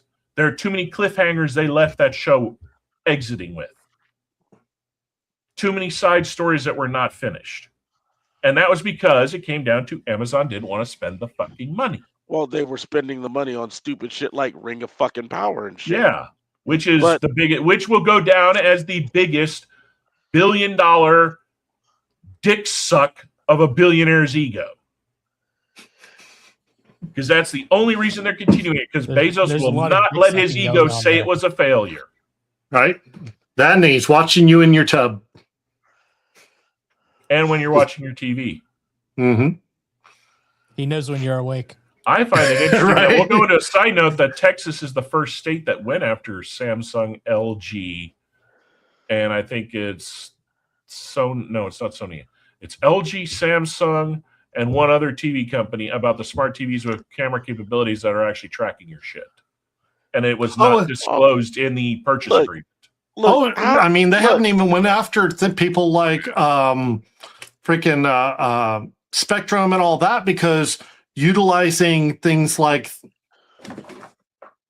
Alexa and other stuff, they can actually track your movement through your house via Wi-Fi now. All right, we'll get it. Let's save this rabbit hole for next show, because there's a lot to go into on that rabbit hole. Yes. But all I want to say is everybody forgot about the laptop camera problems back in the day when people were using those to track. Like, I'm like, how did you not know? You still turn on somebody's cell phone at any time. No, what I'm saying is Google's got your microphone on 24/7.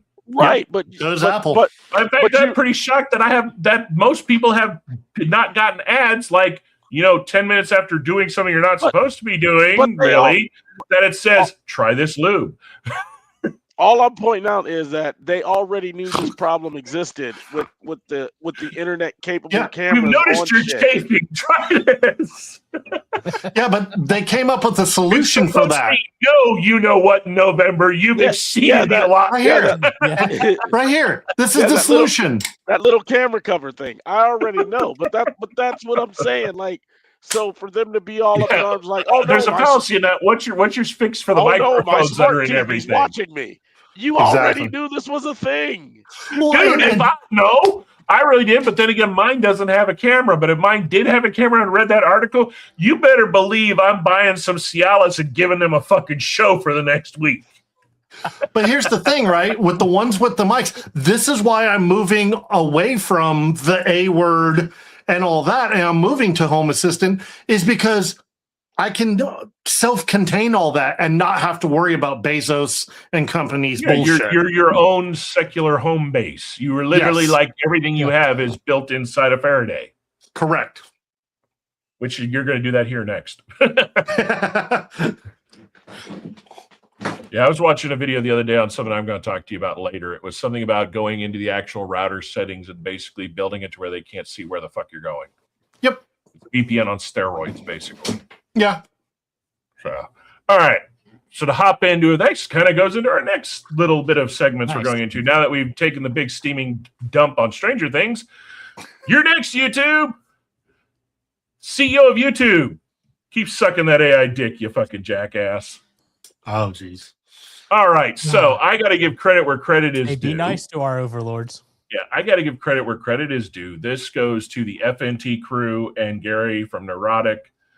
They were arguing about, on FNT this past episode about the situation with YouTube, about some of the things that are going on and how it's going to come down to basically fixing these things. How is it going to come down to giving us back a creator space what creator spaces were supposed to be? So they brought up an idea, and I think they were onto it. There's only one man that could do it. Elon Musk keeps putting all his money into trying to turn Twitter into TikTok meets fucking YouTube. Fuck that shit, Elon. Buy fucking Rumble. They've already got the base going. Give them the money and the technology to basically kick YouTube's dick into the dirt. That's why Rumble sucks right now. Rumble does not have... Rumble has the program. Rumble has the operating system. What they don't have is the money, the servers, the server space to allocate bigger bandwidth, better resolution, basically what YouTube has. And they don't have enough people to see the foresight of how to make it become what YouTube used to be. They want to try. Rumble's trying too hard to be, the anti-YouTube meets Kick crowd. Fuck that noise. Grab all the YouTube people that are losing everything because of YouTube's bullshit. And Elon has the money to do it. He's the only person out there that has the money to do it that isn't already in bed with fucking Google. As much as I don't really care for the guy, because at times he can be a jackass, he is the only one out there that has the funds to do it and has the will and want to do it. So he may be building something on the back end we don't know about. Well, he is. He's trying to do live. He's trying to do live through X and do a YouTube style thing in X. But the problem is, it's the way X is allocated and created, it's not built for it. I wouldn't know It's because the they wrong banned crowd. my ex account and then won't give it back to me because some other dude hacked my account. So I don't know. I've never had one. I just know people that have, and it's like when you watch these technical guys break down, it would detract too much from, I guess, how it functionally works now. They would have to change so much of it, it wouldn't make sense. It would make sense to buy something that's already done and bridge them. Kind of like what fucking Meta did when they took over Instagram. That would be the better way to do it. So that's my rant on YouTube and their dumb shit and why I put their CEO on there, because they are failing creators. And they're not failing creators because they're just dumb and inept and failing. They're doing it intentionally, which is going to go right into the next one. So Shark, if you would please for me, share with us just randomly your YouTube homepage. Oh, oddly enough, I have it up right now. Because this goes into our AI slop invasion. Let me scroll Over the last way to month, YouTube has made drastic changes to everybody's homepage. And I want us to share our homepages very quickly because we're going to see a shocking similarity in each one of them. So right there, as you can see, your recommendations is narrowed down to 1, followed by instantly trying to push their shorts bullshit, which a good majority of the shorts is all AI made bullshit. It's not actually made by the creators out there. Yep. It's AI crap. Now scroll down. Keep scrolling. See, they haven't hit yours yet. That's interesting. This is kind of why I wanted to see everybody's. Okay, so Walt, hop yours out. Walrus, share yours. Okay. Yeah, mine's supposedly sharing right now. Huh? Oh, hold on. Just here, we got it. Yeah, okay. There we go. All right, so there we go. You got the recommended. So you've got our episode going on right now. So that's kind of cool. It is showing that. But again, you pop into the shorts. Pop into the shorts. Oh, No, don't pop into them. Just scroll down to them. Yeah, just scroll. Yeah, go back. Just scroll down. Yeah, you're just scrolling down. So I want to see your left. So yeah, you got shorts. Now keep going down. Now you're going down. Now it's good. Now they added the breaking news popped into yours. Okay, so see, yours is still centrally mostly to it's close to the original format, but still it's more trying to push shorts. Like if you notice when you do a search into something on YouTube right now, it pops up tons of shorts rather than giving you the long form videos, especially if you're looking for like an installation or an instruction video, it's going to jet you straight into that. Okay, so let me hop yours out. Let me bring mine up right here. So I'm going to have to bring that window back up. All right.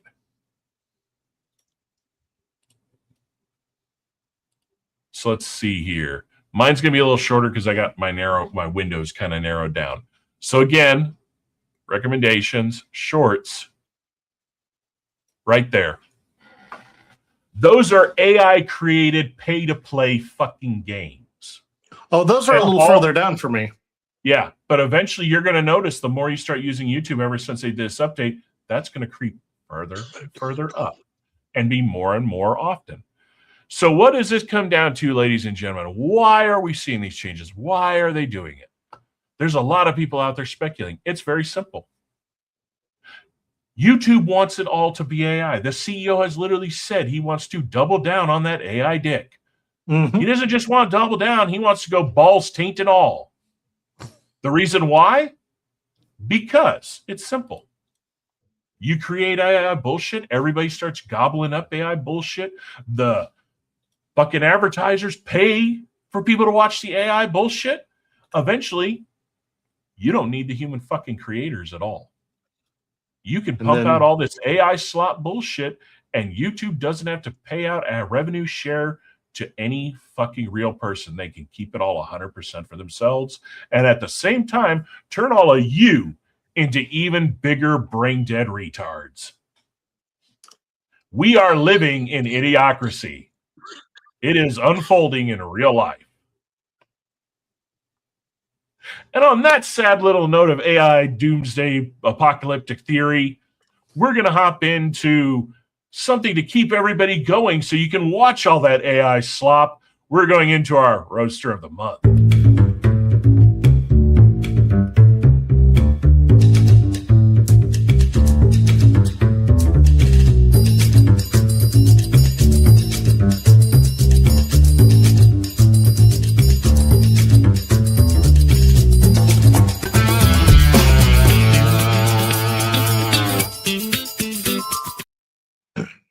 All right. So, Roaster of the Month, first one for 2026. I decided I'd bring out a team of badasses out of New York City, and that is Say Coffee. Now, the cool part about Say is they have maintained to stay small, but yield big yields due to mastering how to, when you get in orders, keeping the roasting specific days of the week and letting you know that, hey, if you order on Monday, we already roasted, you ain't going to get your shit till Thursday because we roast on Wednesday. They're very good at managing that. Their quality control is really good. They are one of the few roasters I've brought up on this show that they are masters at creating, there's a coffee for everybody that they roast. So you don't got to be like me where you're into the light roast, wild, crazy shit. You can be a medium roast person. You can be a, Choco Can of Nuts type of coffee guy. You can be a dark roast lover. They do it all, and they do it all really well. Amazing quality control. Every time you order the roast from them, if it's a roast that they decide, yearly to revolve, you're always going to get the same quality. Is always, for the most part, going to taste very close to what you got the first time. On top of that, they have had many roasts win roast awards, and many winning barista champs have used their coffees to win the barista championship awards. So if you get a chance, you can do like all the coffee companies kind of do it all the same now. You can go onto their website, you click shop coffees, you're going to get their breakdown of all their coffees. Or you can actually do a subscription where they'll randomly pick stuff and ship it to you on a rotation of your choice, so you're never out of coffee. I always like just buying. You risk the whole running out, but my problem with subscriptions is I may end up getting something I don't like, or if I don't get the timing right, I go a longer period without coffee, which is not a good thing. Wolf becomes a very wolfy wolf when no coffee involved. So that is definitely a no bueno. So go check them out. Again, at the end of the show, I will have all the descriptions for everything in here if you want to go check them out. Give them a shout out. Try. I mean, seriously, $17.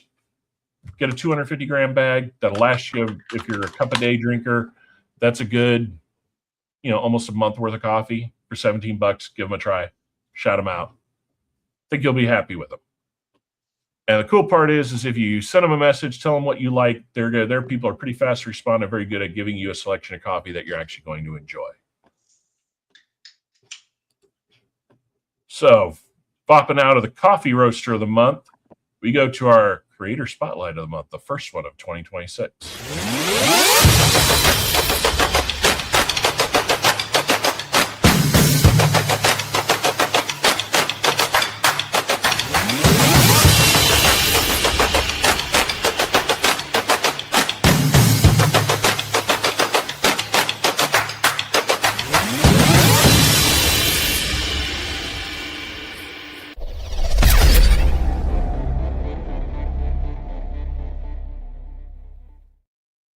All right, our first content creator of the year for 2026 is Uncle Jesse.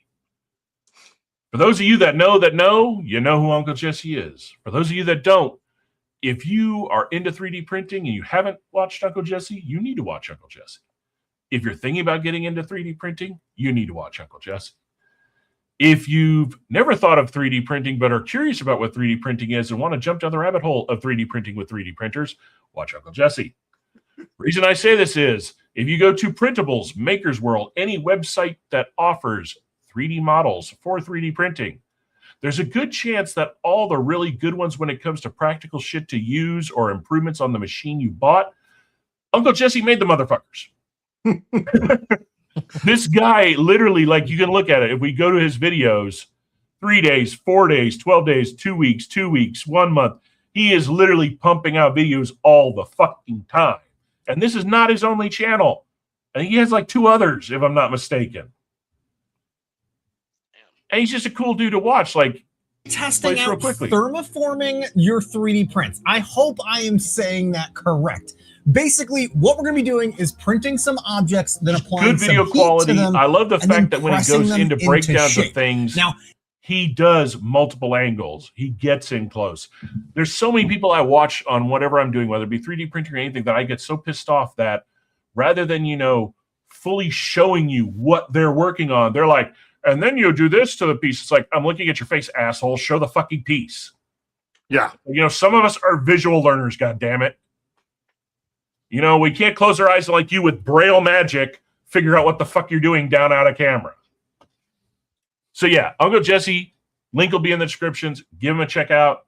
Like I said, even if you're not into 3D printing, but you're just kind of curious of why so many people get into 3D printing, it's a good channel to launch off.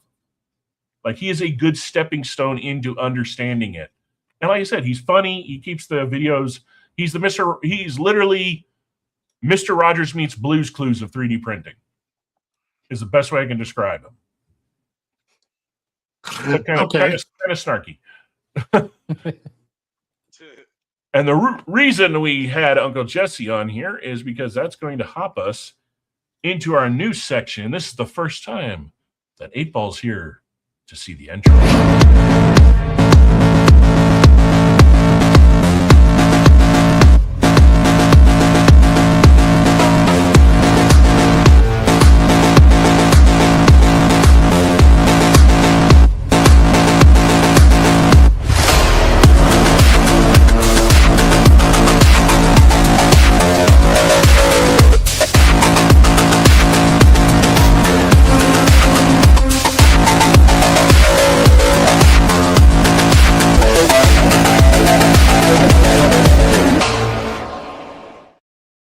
All right, for this episode of What the Tech, as you can see with the lead in of Uncle Jesse, it's about 3D printing. Ooh. Now, 3 of us here on the panel actually own 3D printers, and between the 3 of us, we all each have 3 different 3D printing ecosystems. Behind me, as you can see with the low lighting, hold on. Hey, Google, turn on Studio. I have behind me, the big boy is a bamboo printer, and the small boy is an Elegoo Centauri Carbon. Hey, Google, turn off Studio. So I actually started with an Elegoo. My first 3D printer, I'll rephrase this. The second 3D printer I ever owned, but actually operated, because the first stayed in a box and never got open because my life was too chaotic at that time. Thank you, health problems and getting laid off. My first one that I actually got to utilize and start to realize what's cool about 3D printing and the fun of it is actually right behind Shark right now. Yep. And that was an Elegoo Neptune 3. So, well, it's a 3 Pro, right? Yeah. It's a 4. It is a 4. Okay. 4. Okay. Yeah, so it's 4 a 4 plus. non-Pro. 4 plus. Okay. So it's a Neptune 4 plus. And that's made by Elegoo. Yep. And then we have the 4. Yeah. So right next to it has gone full into the Elegoo ecosystem. Now, every 3D printer uses a program known as a splicer, and all of the ones that are out there are pretty much some variation of Orca Slicer. Each company adds their own little things to it, and anybody that's into 3D printing that owns multiple machines, they will all tell you that each one does something better than the others, and then some do things that literally knock the others out of the park. And then all of them have something in them that literally makes you want to throw it out a fucking window. That's just kind of the way it is. So I'm going to go through my little breakdown very quickly. I'm going to share this very quickly so people can actually see this, but I need to move it so I can actually see the screen. There you go. You go over there. Gotta love big real estate monitor. Except for when gaming, it's a little overboard. Like Cyberpunk, I was like, this is awesome, this is awesome. Oh shit, I can see people running. No, they're coming for both directions. Fuck, which way do I go? Yeah. We need a little audio clip when I do that. Goes, first world problems. First of all, this whole section is first world problems. Yeah. Like, let's just point it out. Ooh, look at how I spent my big boy money. You know what? I spent money to make money. I have a job that I work a lot of hours to have what I call disposable income. Okay. So I can do first world problems. All right. Okay, hold on. Time out. First of all, no disposable income. I don't have disposable income. I bought these because there were too many things that I need manufactured or done that I did not want to spend the money to pay somebody to do after watching videos and thinking, okay, I can do a $400 investment and save in the end $200 out of the $600 it would cost for someone else to make all this shit and do it myself. And then be able to replicate it again and again and again after and throw it on Etsy and sell it to some schmuck that really doesn't want to fucking pay the money to do it themselves. And Shark and I have already created, when people watched the last show, y'all saw the caddy system that was sitting next to the X-Bloom.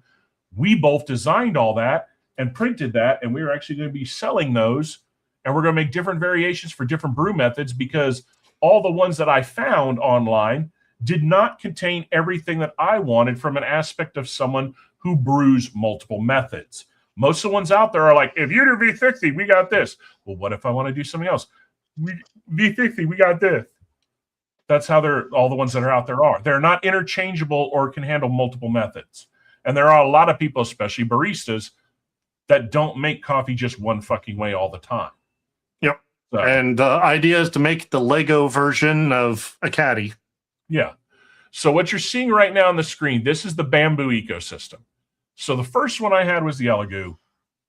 I had varying degrees of success and failures with the one that Brenlee has, but I didn't have it long enough to learn the quirks of what's known as a bed slinger, which is the models where it slings itself.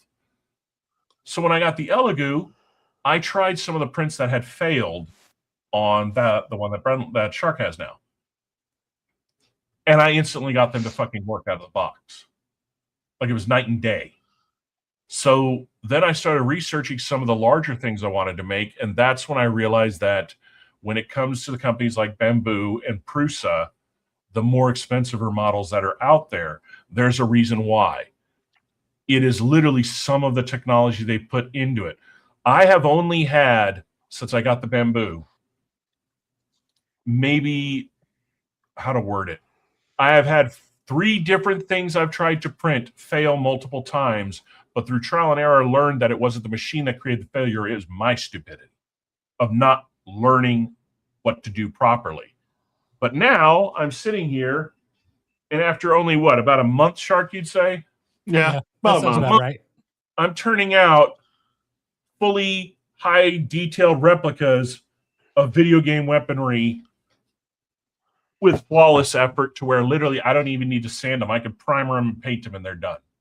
And there are companies, one out there called Blasters for Masters, that they make literally this one right here, the Ace of Spades from Destiny, this exact style one I'm holding.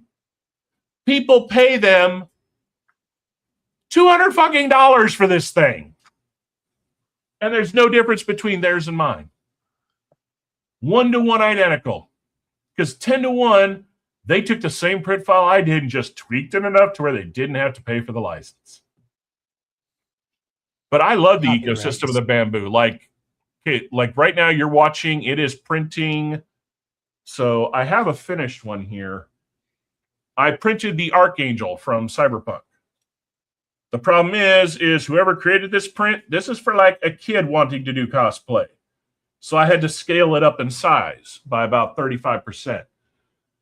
That's what you're seeing on the screen right now is it's printing the receiver and the barrel because I have all the other like look at this. I don't know if my camera's going to show it because let me jack up the light here so you can. Be forewarned, people, I'm about to glow. I don't get a lot of sun. Okay. This is all the detail it printed on it. Every intricate, perfect piece of engraving and separational line perfectly smooth.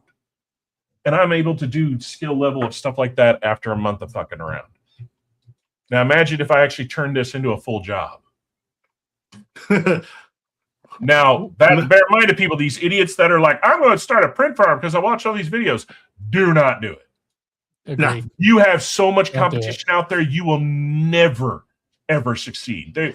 For every video you watch of you have found of somebody going, start a printing business, they either work for one of these companies or a filament company. They are making money some other side. Because everybody that is successful at it, their videos will literally tell you, I'm only successful because I started this during COVID or pre-COVID. You know, they started it a while ago, and they built a company base, and they're making products that no one else makes because they own the patents to whatever they're making. But yeah, I find it fun. It is relaxing to me to create it. And I would say definitely if you're interested in getting into it, the Elegoo ecosystem is a good one. We're going to let Shark go in next, more about the Elegoo. And Shark literally has gone into the whole CAD part of it. And if we can ever get the money to actually get one of the good CAD programs, the amount of shit he'd be able to build. Like, way our brains work between the two design is Shark is a master at the mathematical end of it. I'd say the geometry side, less math. Yeah. Well, yeah, you're good at the geometry side of it and using the CAD portion, as where I'm the type that I could physically, because I grew up with my grandfather was a master carpenter. So I grew up in a wood shop. I grew up physically building stuff. My dad was a welder. I grew up around metalworking, woodworking. Well, so I can think fully 4D and physical, look at something in a physical, like when we built Shark's desk, he couldn't envision what I was talking about. But in my head, I already saw the whole desk built out in between where we were building it. Like all the support structure, all of it. Like we said, you are good with taking existing parts and taking away from it and seeing the vision. I'm good at starting from blank canvas and building up to a vision. Yeah. I'm good at agricultural work. Well, I can crack a really bad racial joke on that one. But, that was the whole point. that was the joke. It's in my family history. Why can't I put it up there? Can you throw it up there? I was going to show this one that I made real quick. I don't know why it's not letting me throw it up there. Well, it shows it on the stage. Let me see here. There we go. So I've got, with Home Assist, I've changed up all the cameras I have in the house.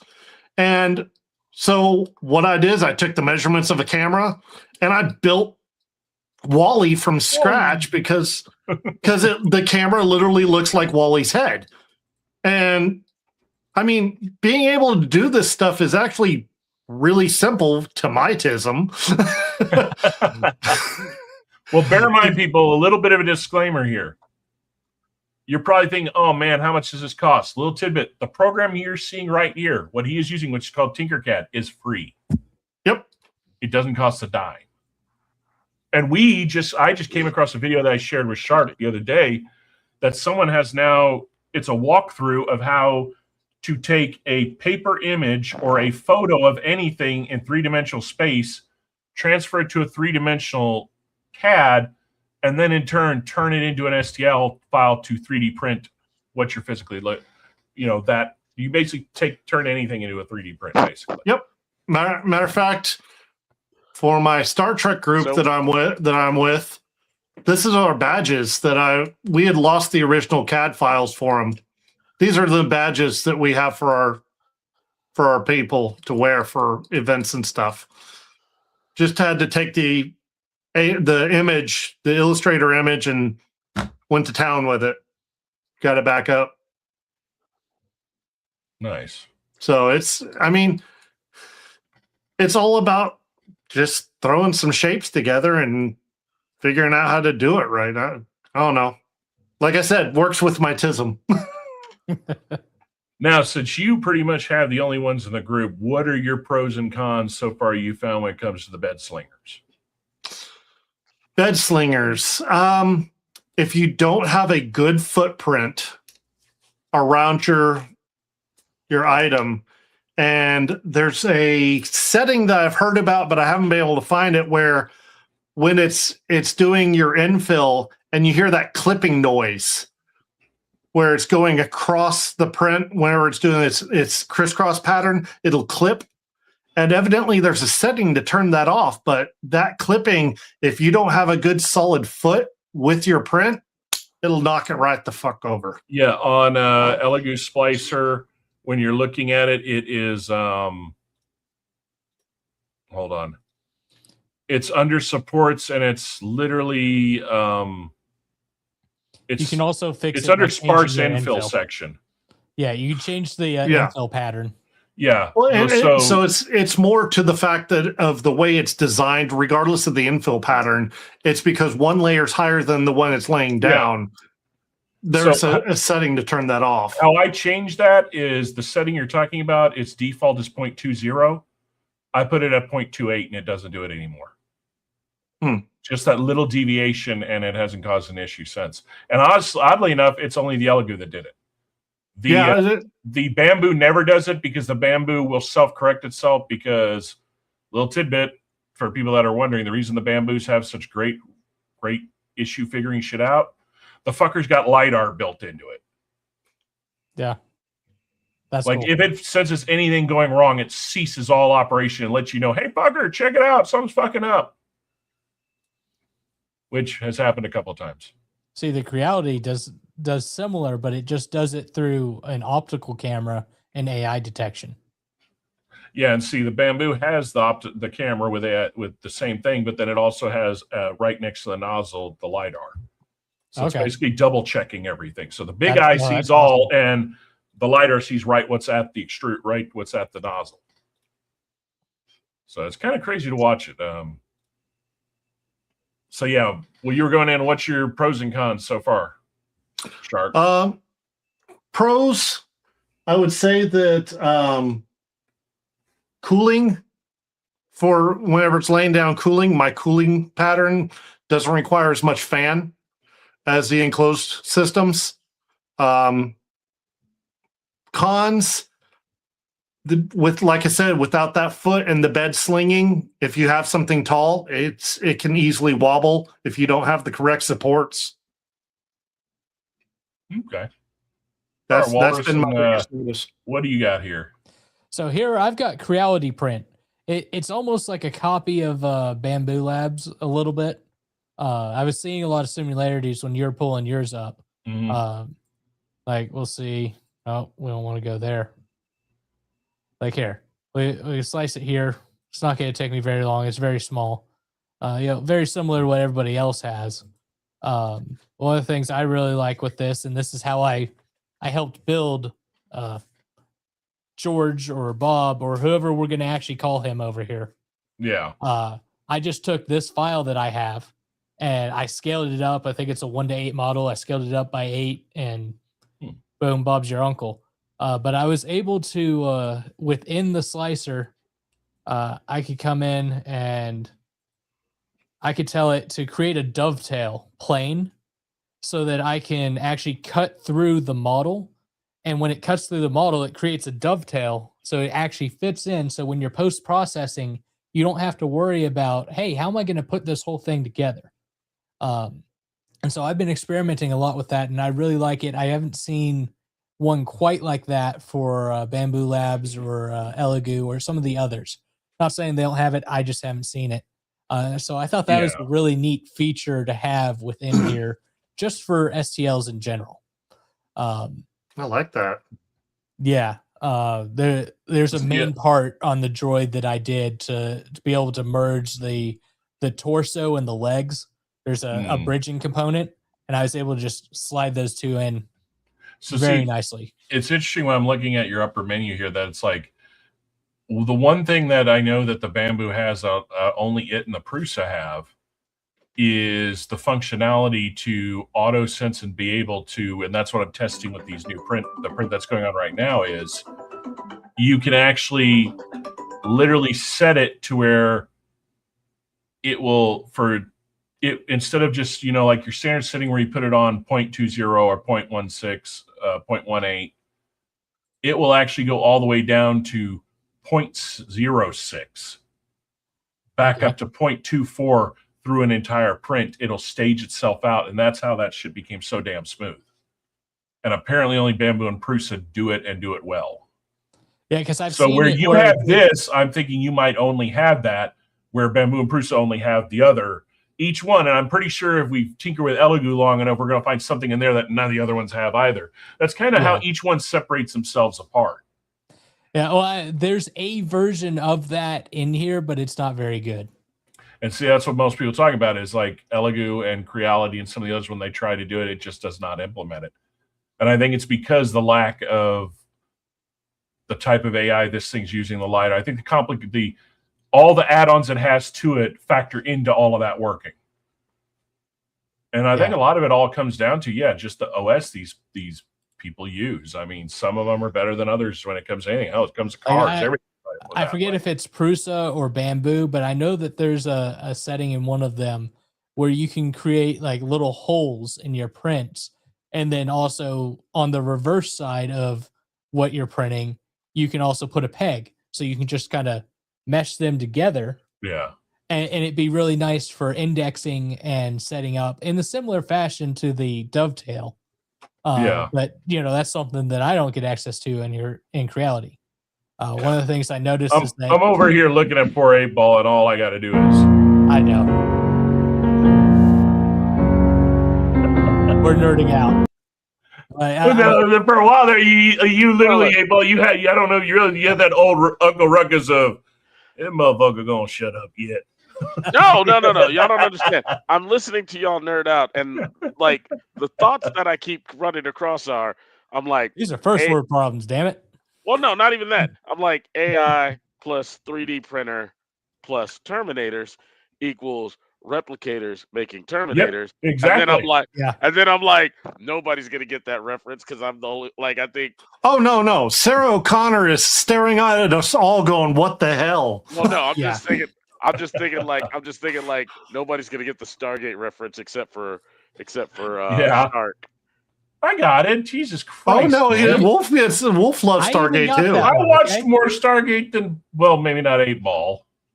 I have the time because I don't have 3D printers. Because remember, I'm probably the one person on this panel that yearly rewatches all of Universe.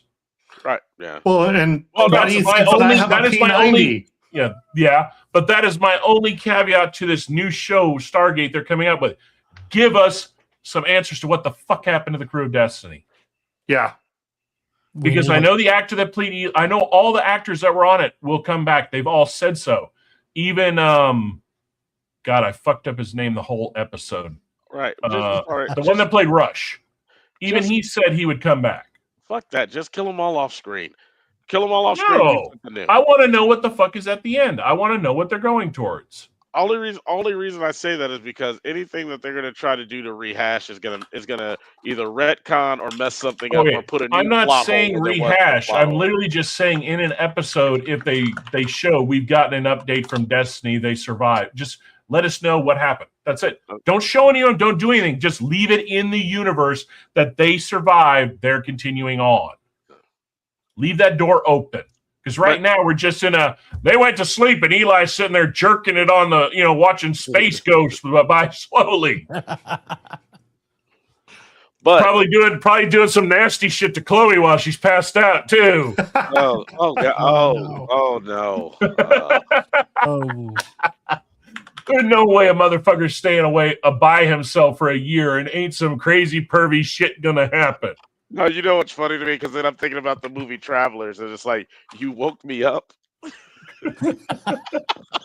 Well, remember, he's got his dead girlfriend in that VR world in between using the stone, so he's probably going to be he's going to turn into the WoW guy at his computer, but instead he's got the stone in one hand. You're saying the VR room's going to be a Jackson Pollock?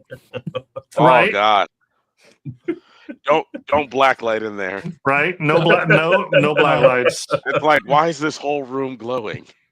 Why is it? Oh. But no. Why is there some fishy smell? Why is there some strange orifice built into one of the pods? Look at that plumbus. Was it that a food tube? What the hell? Plumbus. But no. While y'all been talking about it, I was thinking, like I said, I was thinking that, and then I was thinking Tungsten Core 308s because I am not gonna. No, I'm just saying Tungsten Core 308s because I'm going to be able to destroy everything that you build.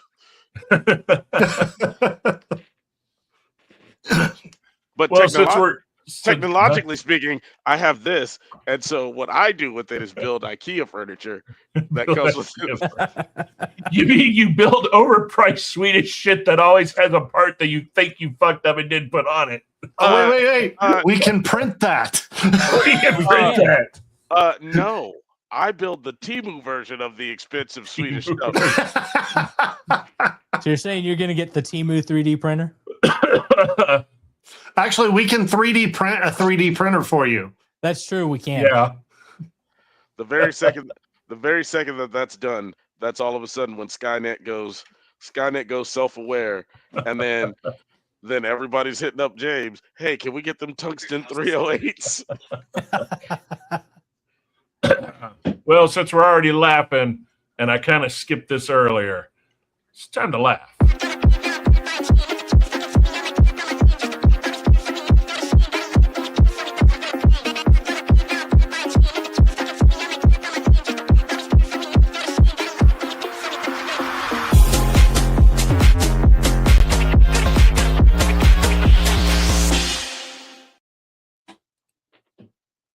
We're going to start a little mild and go wild. I'm sorry. There is a whole group of people that don't get this shit. Look, people don't understand because one, I was an Ernest fan, but then also I am a wrestling fan. So like, I've watched this real time. Here you go. Right.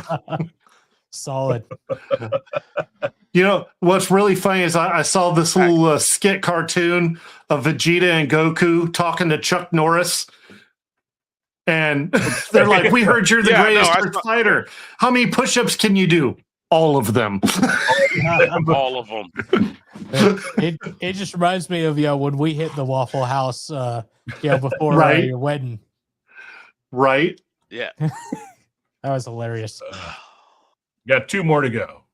They get better.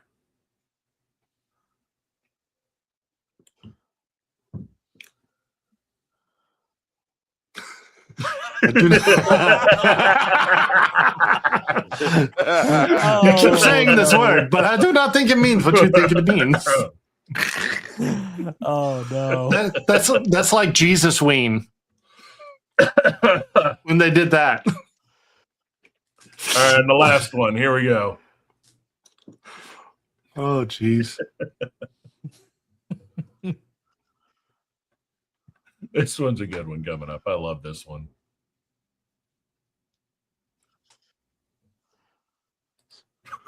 Oh, jeez. Yes. Yeah. Boys and girls, when mom's talking about a rose, she doesn't mean flowers. Oh, Jesus. And that is for the lulls for this episode.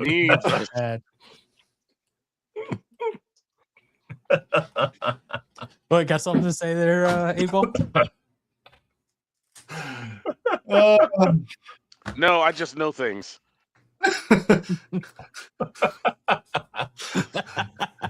Abel, that's why we're called the wise. We know things. Oh man. All right, well, on that note, I know things. I found 2 gameplay trailers and 4 new movie trailers and 3 new movies and 1 show trailer for us to close out the show with today before we go into just general bullshitting. So I'm going to hit us with the intro while Shark gets those ready.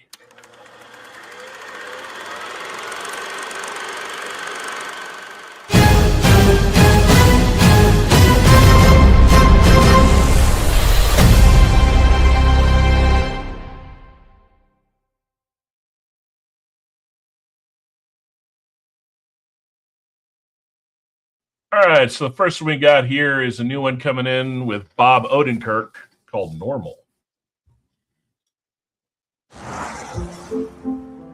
Welcome to Normal, Minnesota, a charming, unassuming town where time moves slow and a friendly face is always just around the corner.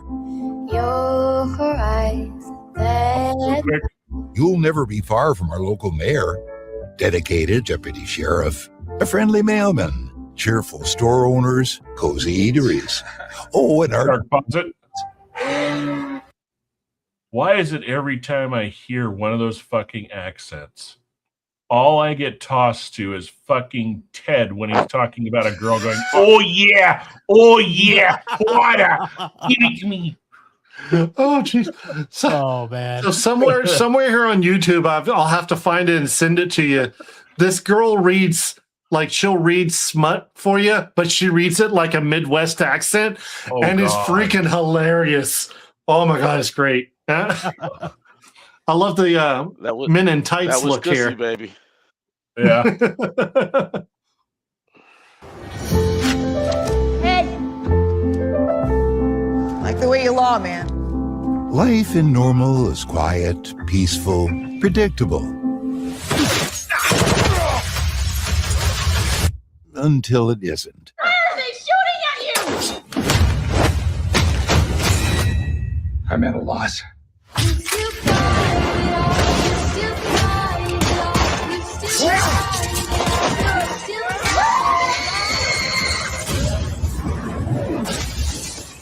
Jesus. That's not where I was aiming. Welcome to Normal. It flows through my veins. I wonder if this is just going to be a nice, happy, cop shoot 'em up film. I kind of feel like he's a one-trick pony now, though. No, I'm sorry. This is because they're doing that to him. Because I'm like, so you just did Fargo meets Nobody. Yeah. That's what this trailer comes off at, but that's why I want to watch the trailer, because you got to remember, sometimes these movies don't end up being that. It's the way these idiotic marketing companies edit out these trailers. Right. Yeah. Because I can't think of but I've had a few movies I've watched at the trailer. I was like, oh, this person's doing this again. Then you watch the movie and you're like, okay, that trailer was so fucking wrong on the direction this movie went on. But sometimes that's a good thing. Well, sometimes if you look at, no, I have the example to point out for you. Pig, they made that look like it was another John Wick-esque film, and it's not. No, Pig's a good example. You're actually right. Yeah, if you looked at the trailer for that, you were like, oh, it's John Wick, but it's for a pig. No. Yeah. All right, so the next one we got actually shocked me when I first saw the pictures from it, and that is the new Nick Cage movie called Madden, about John Madden, because he fucking looks like him. Like, whoever did the prosthetic work did I can damn see that. good. This could be interesting. There's only one John Madden. They didn't make another one. He is one of a kind. Football wouldn't be football. Yeah. Without him. I have no idea where we are, who we are, where we're coming from, or who we're throwing to. Very interesting.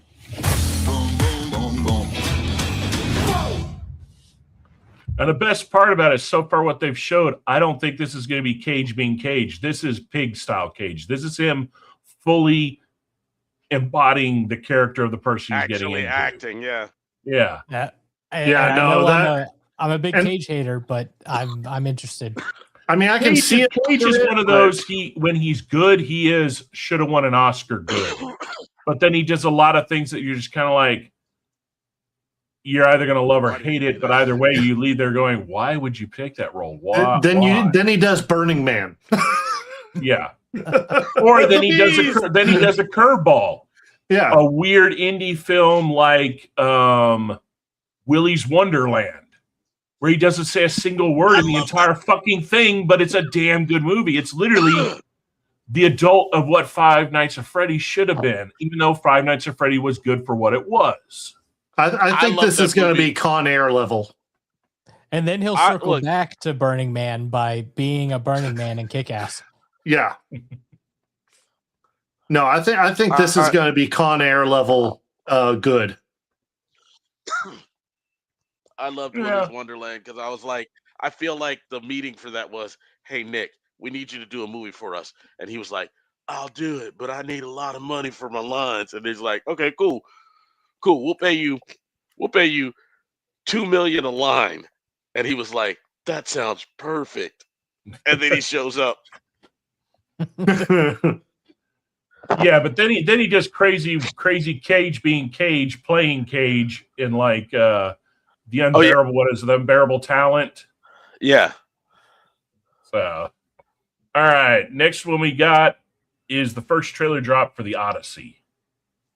Oh my God, I want to see this so bad. Is that gonna be great or it's gonna be shit? Yeah, I'm so mad because they dropped this trailer. Well, they dropped this trailer and it ain't coming out till like June or July. Yeah.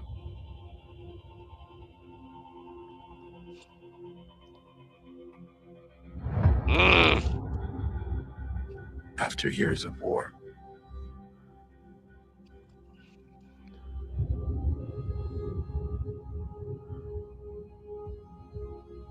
no one could stand between my men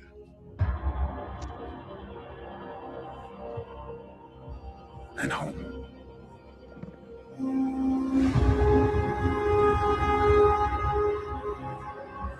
Not even me.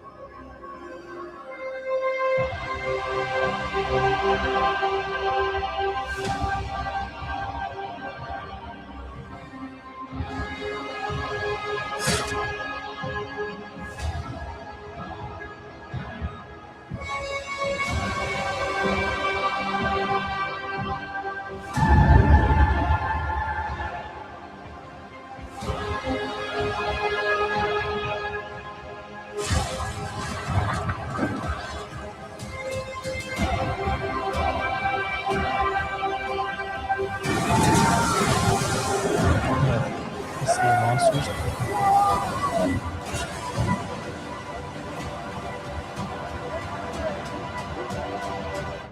Promise me you will come back.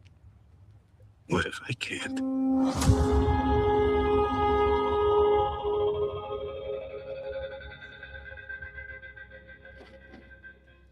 Oh, so you're looking at in July. Yeah, I'm sold. So far it looks good. And like I said, this is literally, in a sense, just the teaser. It's not really like this is the official trailer, but it's the first. You know how they do the short release trailers. This is the first of the actual trailers. So we haven't seen the best trailer yet. This is just to let you know it's coming out. We're getting the ball rolling. So I'm curious to see. You know what? Honestly, leave it at that. Just leave it at that all the way up to premiere. You'll get the money. Yeah, don't drop another trailer.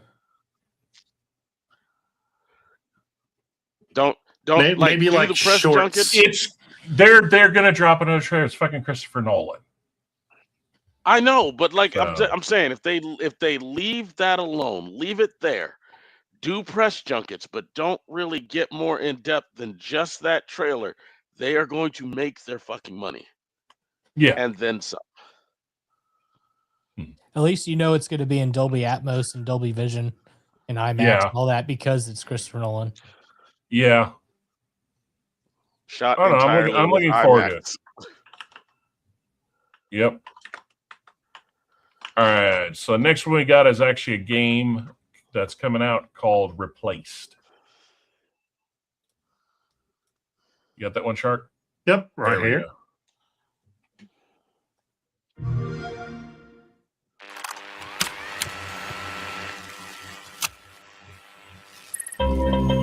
All right, kill the closed captioning.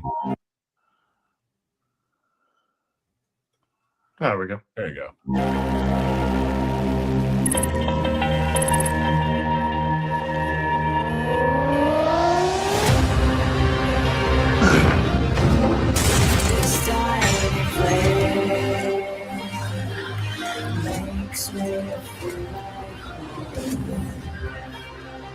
We're not the same. Doesn't never walk alone. Young and never look back. I'm all on my own now. So just do me a favor. Stand and please hold your ground. The time is to come yet to become our own savior.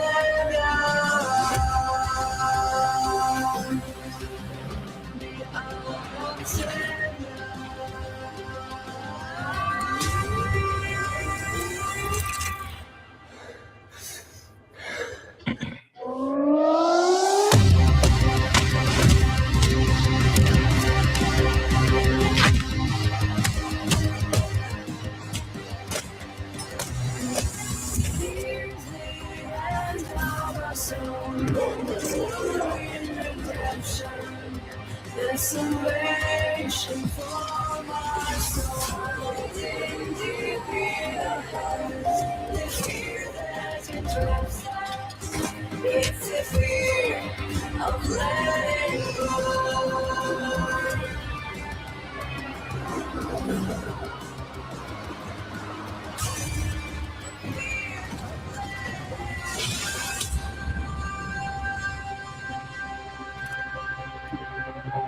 So first of all, I'm digging it because it's cyberpunk.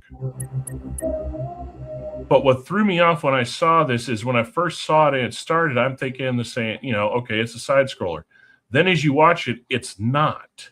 Yeah, this thing goes from a combination. It's a so when I research more into it, it's a combination side scroll, It's third person, overshot, far view. It combines everything. The only thing it doesn't have is first person. That's it.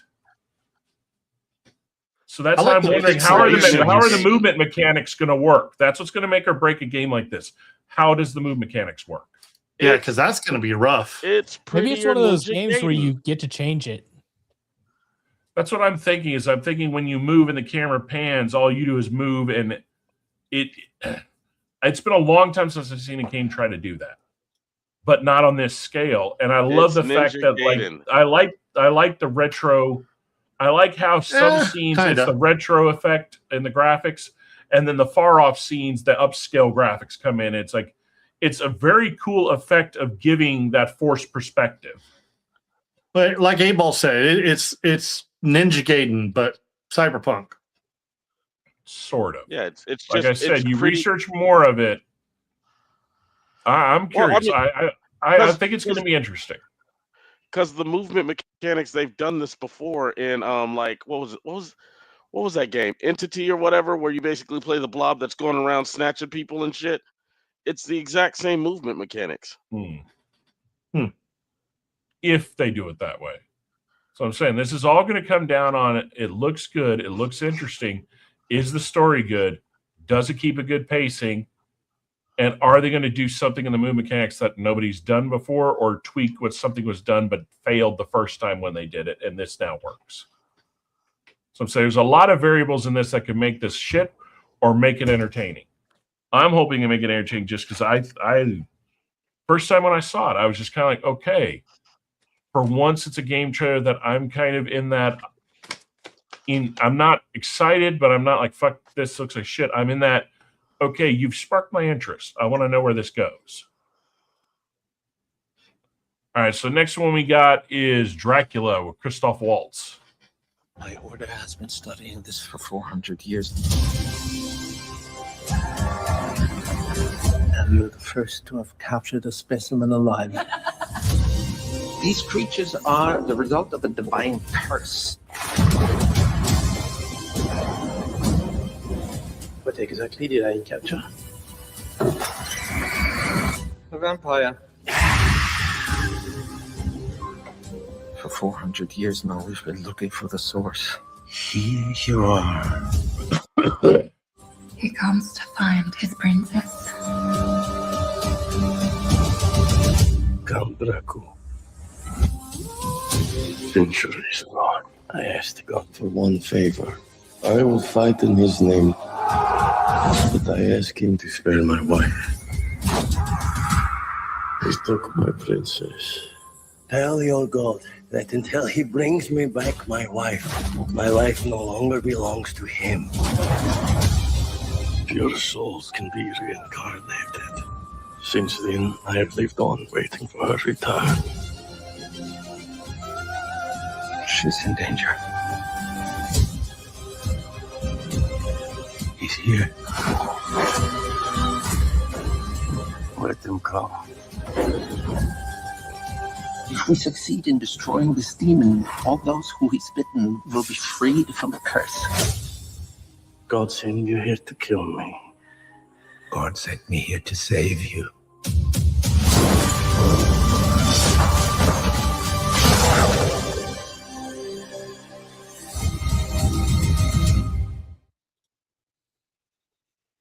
I want to see it. Yeah, I think it'll be good. I got to see it so I can talk about it, but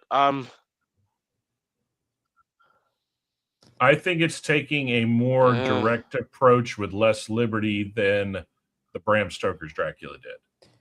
I think I'm going to watch it when it comes out free, like on a streaming or something. It's not a theater for me either. It's one I want to see at home.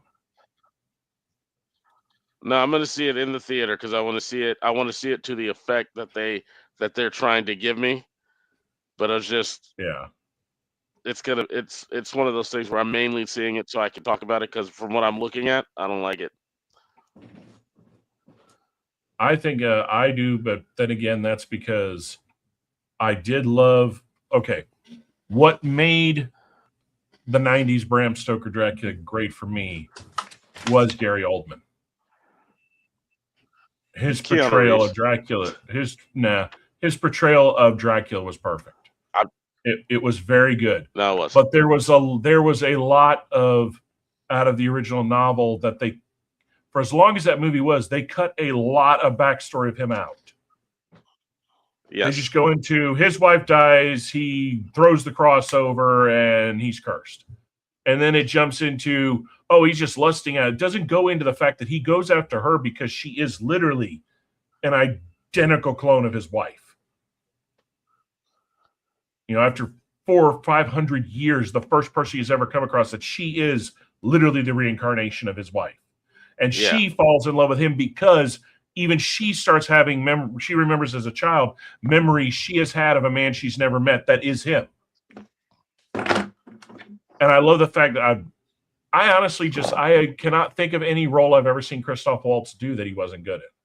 But see, the guy is very meticulous about what he picks. But that's the thing I don't like about it because I feel like they did that based off of we're gonna milk Christoph Waltz. I don't think so. I think this trailer shows more of him because he's the name you're going to recognize. But the way the other people are showing in the movie, the guy they picked to play Dracula is a very damn good actor. He is, but I still think that. But that's why I'm going to go see it, and that's why I'm going to go see it in theater because I want to see it as it's presented by what they're saying, so that I can get a full grasp of what it is. Because if I watch it streaming, it was already in the negatives for me anyway, kind of thing. See, and I'm the opposite. I would rather see most things in my house nowadays. I only want to see the true made-for-theater spectacle movies in a theater. Everything else I'd rather see at home because, one, I don't want to spend $20 to see something. I don't want to deal with dickhead douche fucking people that I want to murder that are in the damn theater that can't shut the fuck up. I get it. I go to the theater. I'm that guy. And Draft House used to be great, but I'm sorry, their food recently, last time I went, sucked ass. Oh, no. Do I look like the type of person to go to a movie and I just sit there quietly? Anyway, next one, last one we got for tonight, just dropped. This is a limited series. Malcolm in the Middle, Life's Still Unfair. What? Yeah. My life is fantastic now. All I had to do is stay away from my family. Malcolm has been intentionally hiding himself from this family for years. By comparison, Reese looks pretty good. You can't spend the rest of your life hiding and denying your family even exists. Worked perfectly until they showed up.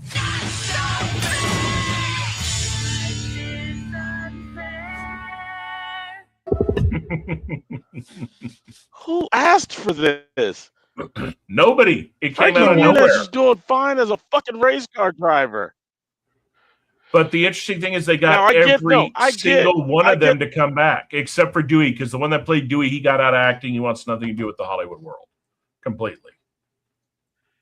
But all the other people are back. I get that too, especially with. But why? What I think happened, and I haven't. He's supposed to do the Munoz and the one that plays the dad at Cranston are supposed to do start the. Ever since his trailer dropped, they're going to start doing the media tours. What I'm waiting to hear is what came out, because if I had to guess, just from previous interviews with both of them prior to this happening, people have asked them, "Would you ever go back to those characters?" Both of them kind of had the same responses, which is, if the story fits and it's right and it's limited, it's not a reoccurring show. There's no So this is a way. limited show, and I bet you someone came up with an idea for a premise of a story that both of them thought, okay, this fits 20 years later. People wonder what happened to Malcolm. People wonder what happened to these characters. It's going to be bring a collusion. It's going to be funny. It's going to be match the same humor as the original show. We're going to do it for the one limited season, and then it's done. Because it is a limited. It is not a series. It is limited, is how they've labeled it right now. Look, I understood them bringing back Buffy the Vampire Slayer. I can understand them. They ended Buffy's fucking story. That thing had a conclusion. And also now you can't bring her daughter. You can't bring her daughter into the show because Michelle Trachtenbaum passed away.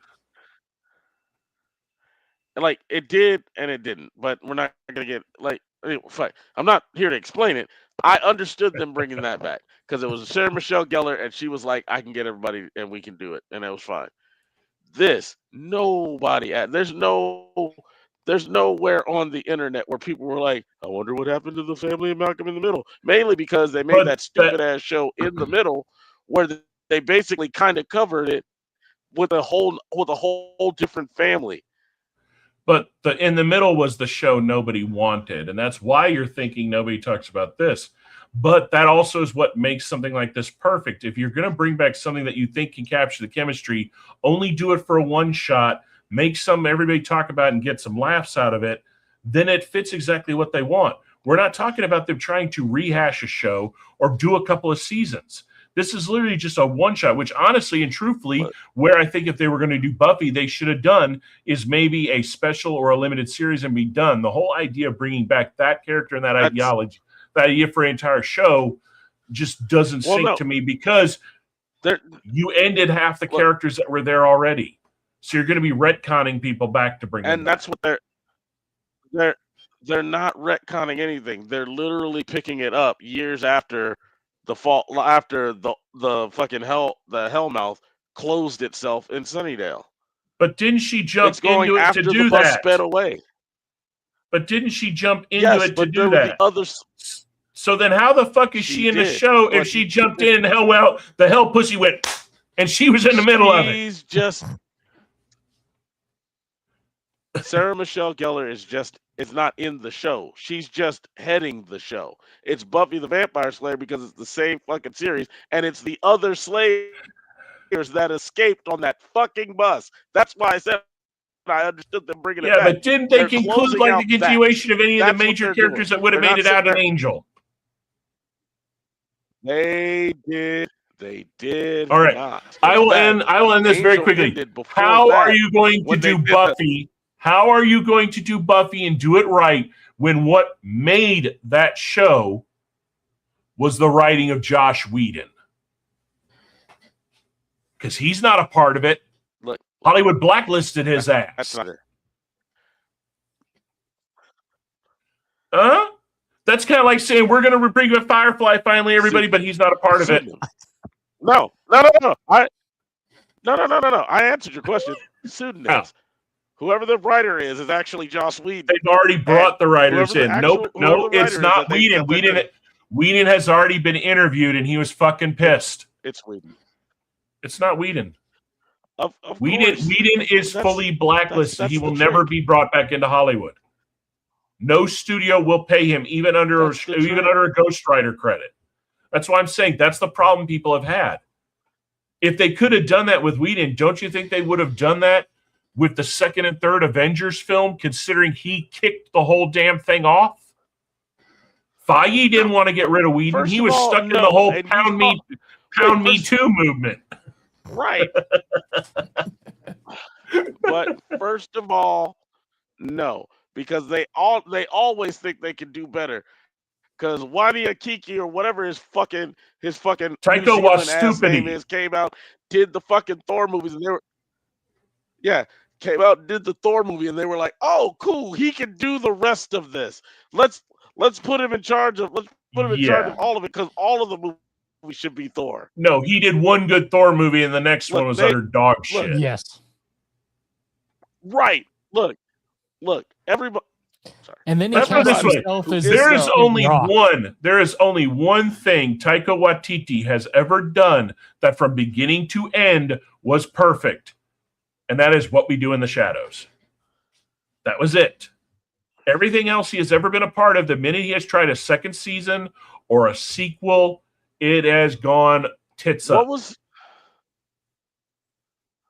was like even if they had tried to even if they had tried to do one more season of Our Flag Means Death, it would have gone to shit.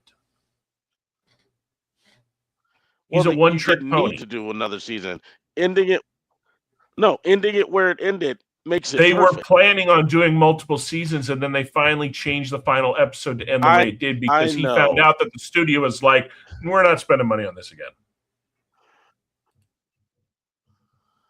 But no, Waititi is a one-trick pony. All of his shit is good for one go. That's it. Yes, he is. And I agree with you with that, but that's why I'm also saying the way I said that. But the studios think that they're smart enough to go, okay, we can take these one-trick ponies and we can replace seasoned fucking people to do shit. Anyway, that's my hot take on it. I think the whole thing with Buffy is just a cash grab. I mean, it is, but I know people that lived and breathed that show in Angel, and all of them, the minute they heard that, were just like, "Why? Like, why?" I'm a fan. I'm one of the ones who said why. I'm like, how are you going to bring it back? I went into the weeds on it to try and figure some shit out. But again, all I'm pointing out is there's nobody sitting there going, I wonder what happened to the Malcolm in the Middle crew. It's not about people that are wondering about what happened. That's what you're missing. You're kind of missing the point on it. There's so many people that have caught reruns of that show but never ever watched the show that laugh their asses off. We need a damn good fucking comedy because we don't have enough of them out there. And this, I think, will meet the ball. No, but that's what they I'm saying. can't do that. They're not. None of the writers out there are good enough to do it. Then they wasted money on this because it's going to be the same. No, because if you bring all the same writers back and get them to do this, here's the problem. Hollywood does not want to take gambles on new properties anymore. So all we're going to be getting is rehashes or redos of old shit. But if you bring on most of the original people to do it and you get the same chemistry, there is a little bit of a chance of getting a one-off, one season that is good enough to actually get some giggles and laughs out of. I'm calling it right now. And then there are some shows that you will never be able to do that with.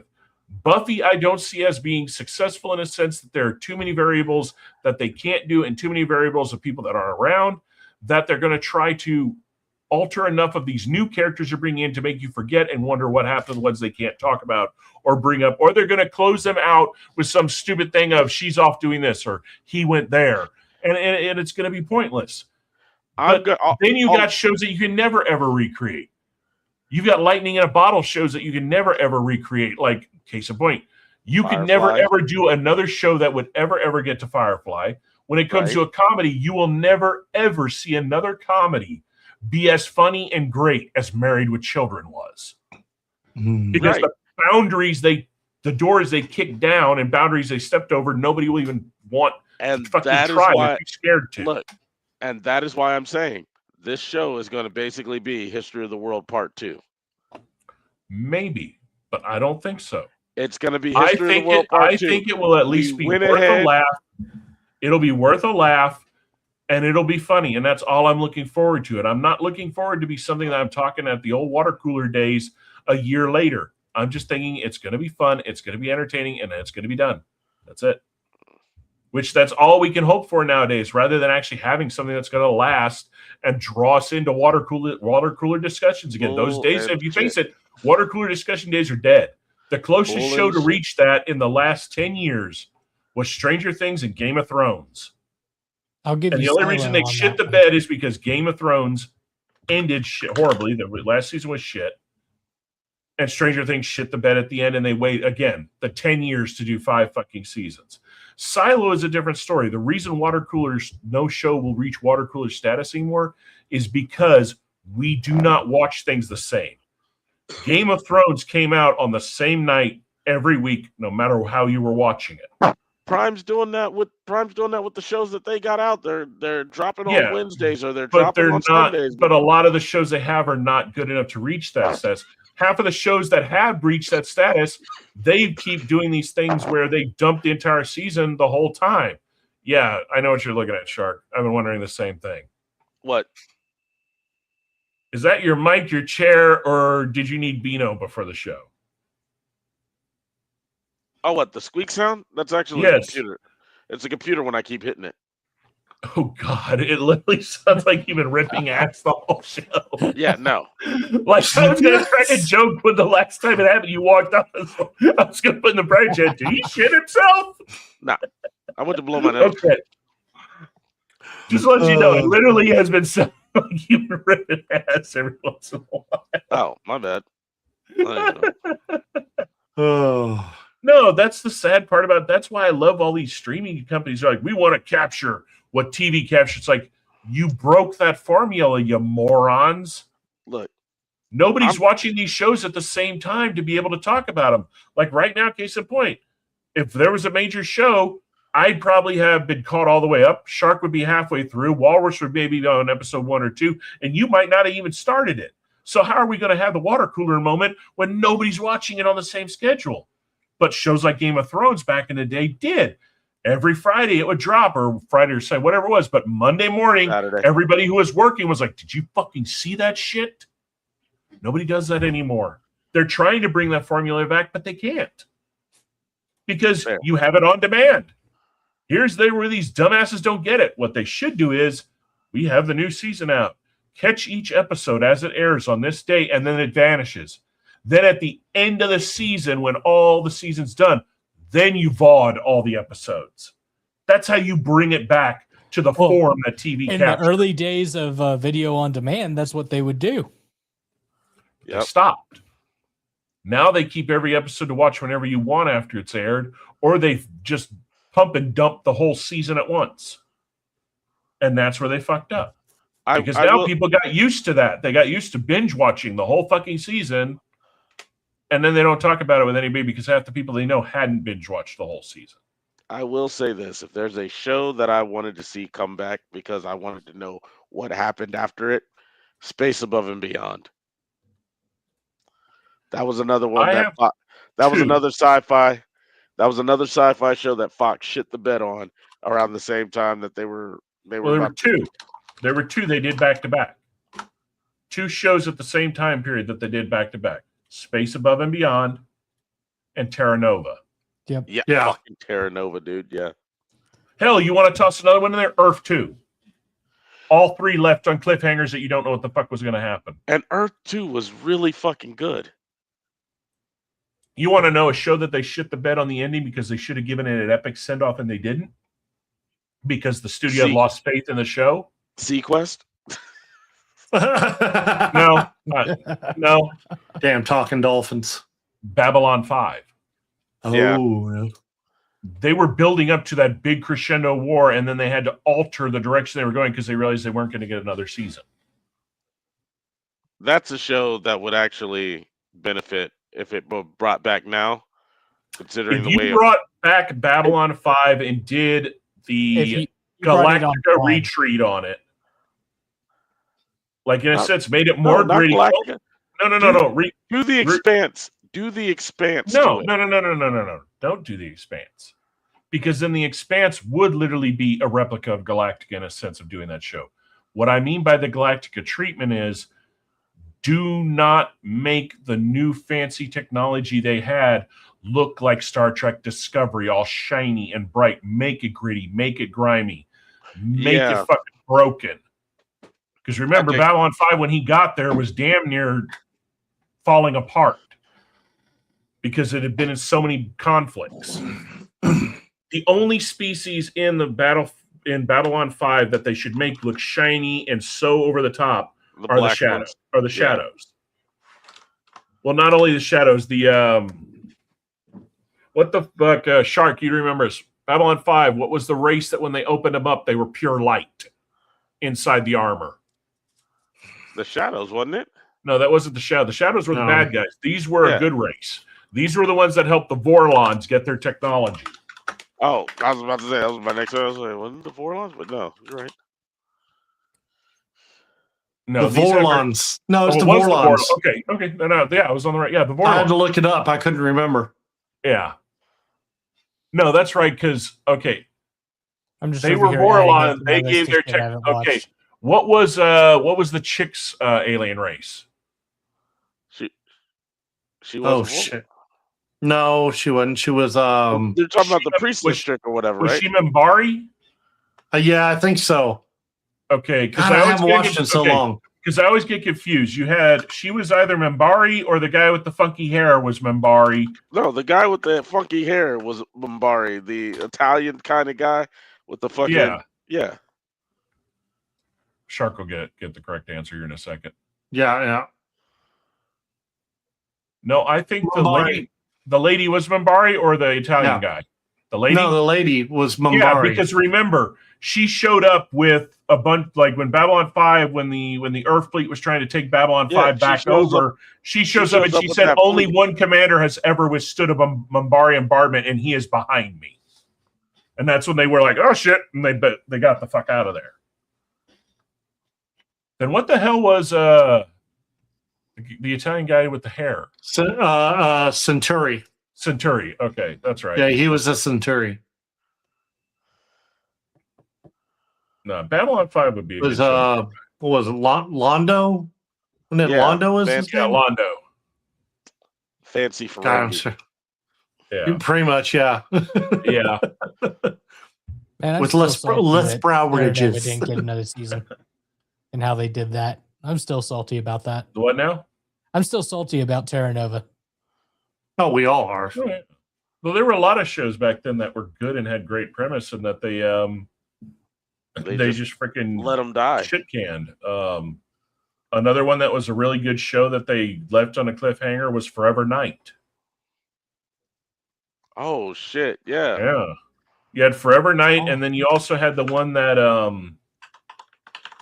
what was the one where the guy was immortal and he was a doctor? Fuck. Forgot all about that. Yeah, the he was in New York or whatever. The Yeah. immortal doctor. Yeah. Yeah, you recognized. Am I right, Chuck? The minute you searched Forever Night, it brought back. Yeah, you instantly remembered what it was. Yeah, I forgot all about that. You know a show that if you wanted to bring back would be perfect right now because you could throw in every fucking tropic allegory of what the hell Forever. Yeah, Forever. Okay, that's right. Yeah, Forever. A show that would be perfect if you wanted to bring in all the crap that we bitch about them forcing into shows that you could naturally do it now. Highlander. No. Do a reimagining and a full reboot of Alien Nation. That was what Bright was going to be, kind of. But Bright was more mystical. People are better receiving when you do aliens. A lot of people don't understand mystic and magic, but they can grasp aliens. Fair. But you know what show from back in the day that I really liked that was really underrated and probably could be good again? Old school Beauty and the Beast. You mean with Linda Hamilton? No. The one that was Ron Perlman and Linda Hamilton? Yeah. Or are you talking about the one that they Linda made? Hamilton and Ron Joyce. Oh, Ron Joyce? It was Ron Joyce, not Ron Perlman. Yeah, where he that was lived, the first one, in the sewer or whatever. Yeah. Yeah, that was the first one, and that ended on a cliffhanger too. That never got exactly. Okay. Here's the issue. They did bring it back, but with Christian Cruick. The problem is, instead of making the Beast a beast, they were like, "We're gonna give you these sparkle scars, but you're gonna be this 6'2" Adonis with a fucking 6-pack and shit." Yeah, but you have this ugly glowy lightning scars and stuff. Right. Yeah. Instead of the lion face that he had before. Bear in mind, though, the writing and the production of that show was really good. It was just, the way they made him look. That's why I quit watching it. I was just like, I can't. No, it just doesn't gel. It's like we've gone into the unreality realm here when it comes to how you're not even fucking trying. Yeah. Yeah. Lee did not look like somebody who should be hiding from the world. He looks like somebody who should have been the cover of the front man of an emo band. Yeah.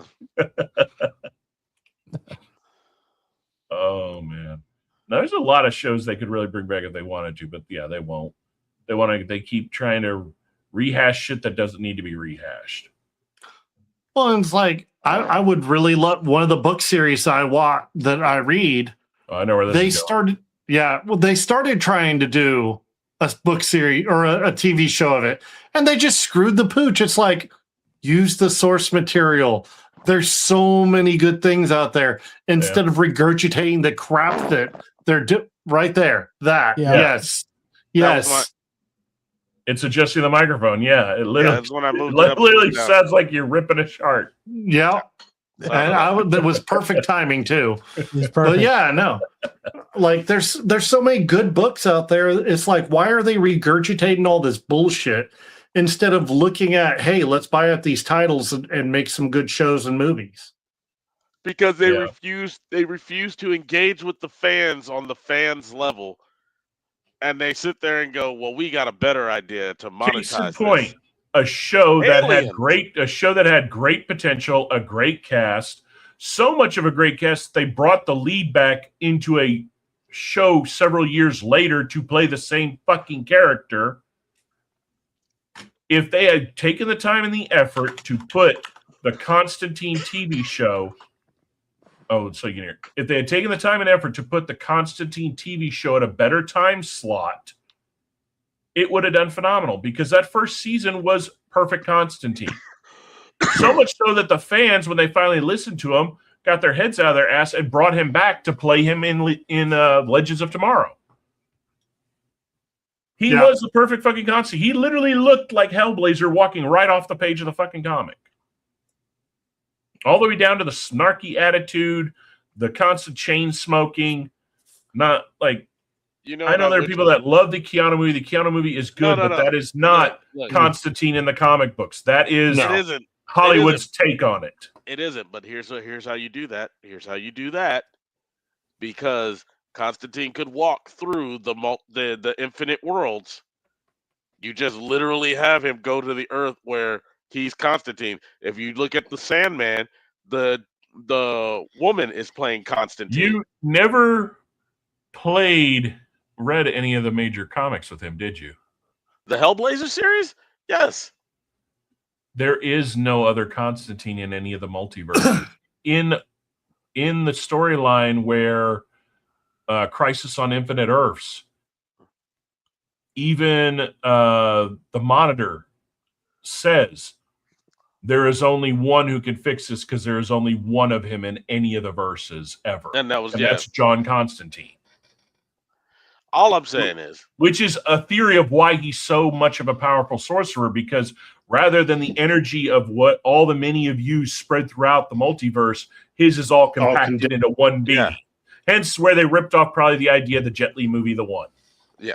Well, probably. Think about it. When that movie came out, that was when the Hellblazer series and Sandman were into full swing. But that's also a movie that you can remake that would be fucking phenomenal. Yeah. Yeah. True.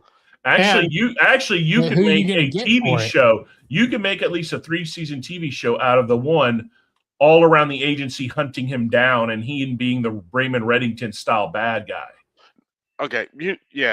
Actually, that would actually work out real nice. That'd be fucking amazing. Wait, Hollywood, I'm ready to write a script if you want to sign a check right now. I'll promise to put some of your virtue signaling check marks, but I'll do it the right way. Well, subtly put no, because he's basically going through different alternate dimensions, so you can go to one where everybody's just gay and it's somehow works. Speaking of a show that did it right, Sandman was beautifully done. Beautifully done, yes. It was. I mean, they've warp-speeded the ending because of them canceling it out, and they didn't even cancel it out. It's because Neil Gaiman got canceled himself, and they couldn't continue the show without him because he owns all the fucking rights. And I got to hand him credit. Rather than selling his baby, he literally just told him, go fuck yourselves. Yeah. So that's why they ended it the way they did. But if they hadn't, man, my God, the direction they were taking that in, and the fucking casting. The freaking casting of freaking It is good when Death they was make Death it was amazing. fucking Death and the Lucifer style character fucking perfect. My God, her from going from Game of Thrones to playing Lucifer on that was fucking perfect. Yeah. So speaking that woman is a hell of a fucking actor. I gotta hand her credit, man. My God, she's good at whatever the hell she gets in. I was pissed off when they killed her character off on Wednesday. I was like, fuck me, I wanted to see her for the next couple of seasons. Instead, now we got freaking what's his name? For the Adam Sandler crew. Yeah. Did Boardwalk Empire. Steve Buscemi. Oh, Buscemi, yeah. I mean, not knocking Buscemi. He's a great actor too, but I liked her character more than I like his character. His character's like that neurotic loser nerd dude, and I can't stand that. But it's supposed to be. I know, but you know what I'm saying? Compared to her being the stoic, changeling, powerful as fuck, old as fuck character, I liked her take as the head of the school more. Well, you get kind of like the guy that plays Fester does a good job as Fester, but I'm sorry, Christopher Lloyd will always be Fester to me. Yeah. Yeah. Just like Raul Julia will always be the perfect fucking Gomez. And he probably could have gone to play Gomez for several more movies if he hadn't passed away. I mean, it blows my mind still. Have any of y'all ever watched the documentary that was made about him? I didn't. He was actually did all of his own stunts in Street Fighter as Bison, knowing he was already dying. He literally was fighting through the pain, the weakness, the fatigue, the anemia, just solely to finish that role so his kids had something of one of their favorite characters their dad playing to immortalize him as.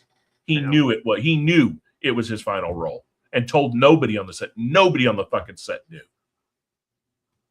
That's a fucking someone dedicated to giving it all for their last. Wow. And you watch the movie, it is the best part of the movie. As campy and shitty as the movie is, his is the best. Every scene with him is perfect. Which is why this new Street Fighter film, it's going to be hard for me personally to watch David Dush, whatever the fuck his name is, playing Bison. Because even though he's a good actor, fucking Julia just nailed that fucking character. Now, I think where the David guy is going to do good is he's, one, of course, in better shape because he's not dying, but he will be able to do a lot of the physical fighting that Julia could not do, which is why they gave him kind of the flight suit, the anti-gravity stuff to move around, because I think someone on the set probably knew what he was doing, but I don't think all of them knew. Because I know the documentary said the majority didn't. It's turning on the light. It's turning on the lights for the Xenomorph to me. The fact that M. Bison is who M. Bison is makes it so that when I watch that, I don't want to see him fight until it is his time to fight. Yeah, you know what I mean. And that's what I'm saying. I think when they get to that, he because his physicality will be able to do a hell of a bet. Give us the fight scenes that we know from the game, the moves Bison can do. Yeah. Right. Like, I do think Momoa as Blanca is actually a perfect fucking pick. I hadn't actually seen this casting yet, so I'll have to look at it. Dude, they look like, honestly, the one that blew me away is the guy that they got to pick as Vega physically looks like Vega. And the guy that's playing Saigi looks like Saigi. Like, literally, like they ripped him out of the game and put him on screen. Damn. The casting on this is ridiculous. It's just so far, to me, my problem is Cody Rhodes. Look of it could go Uncanny Valley very quickly. My problem is Cody Rhodes as Guile. Yeah, but you got to remember, I'm not bothered by that, because if they're following the mythos of the first couple of games, it's Ken and Ryu's story. It's not Guile's. Yeah, that's why it never made sense to me that they made Guile the main guy in the 90s Street Fighter, because Guile never was a main character. The issue was they took a video game that's just a fight video game that technically didn't. I mean, it had stories per character, but it didn't have a set linear story that was being told as a whole. they sat there and they were like, well, we need to create the story as a whole. Why not would really. Sculptor Even be if you there? played as each individual character, they all linked back to Ken. They did, but not as a linear story that you could tell, like, this is where the story. That's why it was one of those things was like, well, why would he be there? Okay, cool. So he's part of the covert army that's there. Okay, well, blah, blah, blah, blah, blah.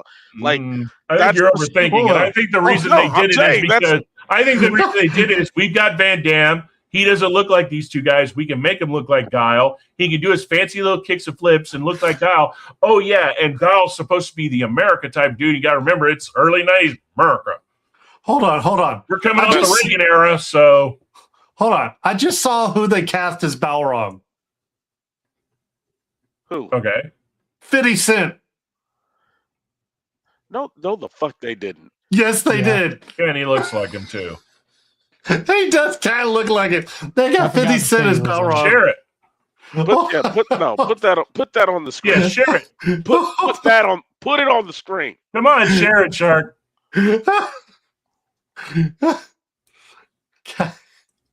50 Cent as Balrog.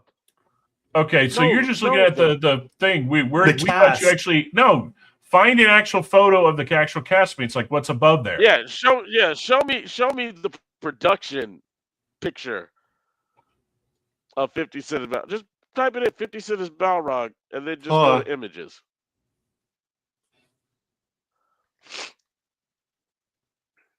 There's the. Hold on.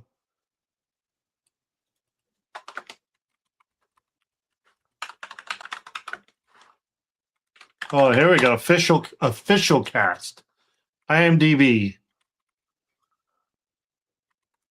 Curtis Jackson is Balrog. I'm not asking for the proof that his name is on it. I want to see what he looks like as him. Like I want to. Okay, hold on. We're doing this. We're doing this. We're doing this. Hold on. So are we showing the one we showed last time? I didn't see it. I wasn't on with y'all.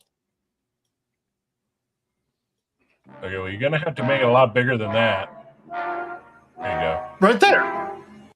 Hold on. Just play the whole thing. Just play the whole thing.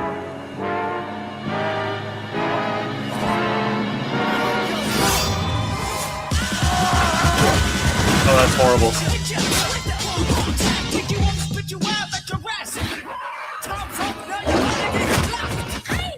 Oh, what the?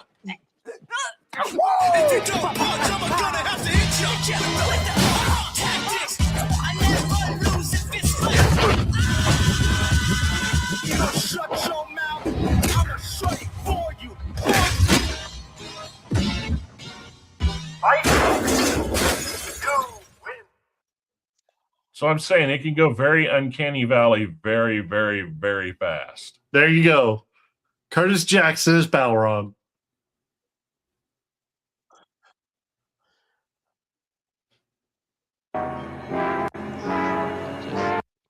Okay, who is that? Who is playing Cammy? Well, I know who Cammy is, but I'm like, who is playing her? Because the list of it up. I didn't see it though. You literally, but I didn't get that far. You literally have a search engine that will provide you with 17 answers that aren't the answer that you're looking for. Right? Mel, who is that? AI. Who is Mel Johnson? You need to go to her IMDb to see. That's what I'm looking for. Well, just right there. Who is Mel Johnson?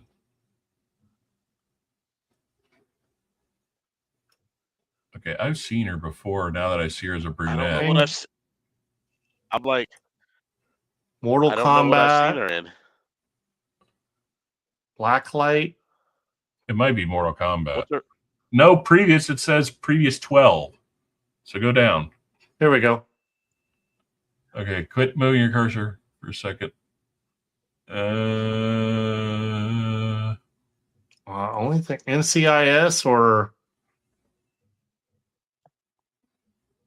Mortal Kombat. No, yeah, it's probably Mortal Kombat. Just trying to remember who she played in that. Did she play Selena? Natara? Oh, Nintaro. Yeah.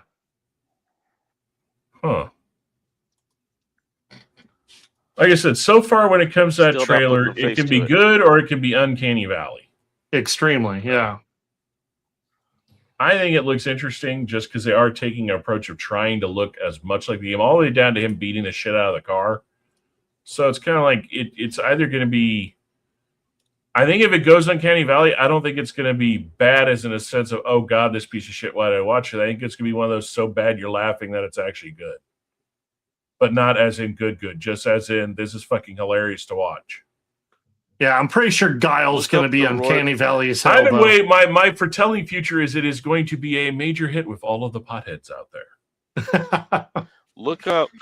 Look, I'm not telling you to do this right now. I'm telling everybody to just do this at some point in time before they see the movie. Look up what Roy Wood Jr.'s joke about Street Fighter was. It's hilarious. There you go. Oh, hell, you pulled it down. That's not. It's not bad. Yeah, it's not bad. No, not bad at all. I mean, if he actually is not wearing a suit and he packed on the muscle. 50 Cent already had the muscle on him. Yeah. Yeah, but I'm thinking like in that picture, it looks like he added a little bit more because you got to remember Balrog's pretty big, but he's not big. Well, if you look at what they did, that looks like fucking Akuma. Yeah. I think that what's the there's that one dude who cosplays as oh god, I'm having the world's biggest brain fart. Oh, you're talking the one where people bump into and he gives them the look like he's gonna destroy them all the time? Yeah, he plays what's his name's dad. He cosplays as what's his name's dad from isn't it from Soul Calibur? No. Or is it from Tekken? No, neither of them. It's from that anime. Baki's dad, the dude who cosplays as Baki's dad. Oh, yeah. That dude would fucking... because you're talking about the guy that he's done a ton of videos with Dora the Destroyer.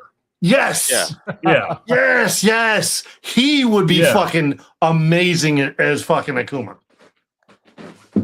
Yeah, but I think this guy he can probably dress up like him, but he probably can't act. Possibly. Yeah. Are there any more of them? Oh, yeah, there's several of them. Here we go. Bring them up. Let's see. So it's not bad as Bison. It really isn't. Oh, here we go. We can just go through them here.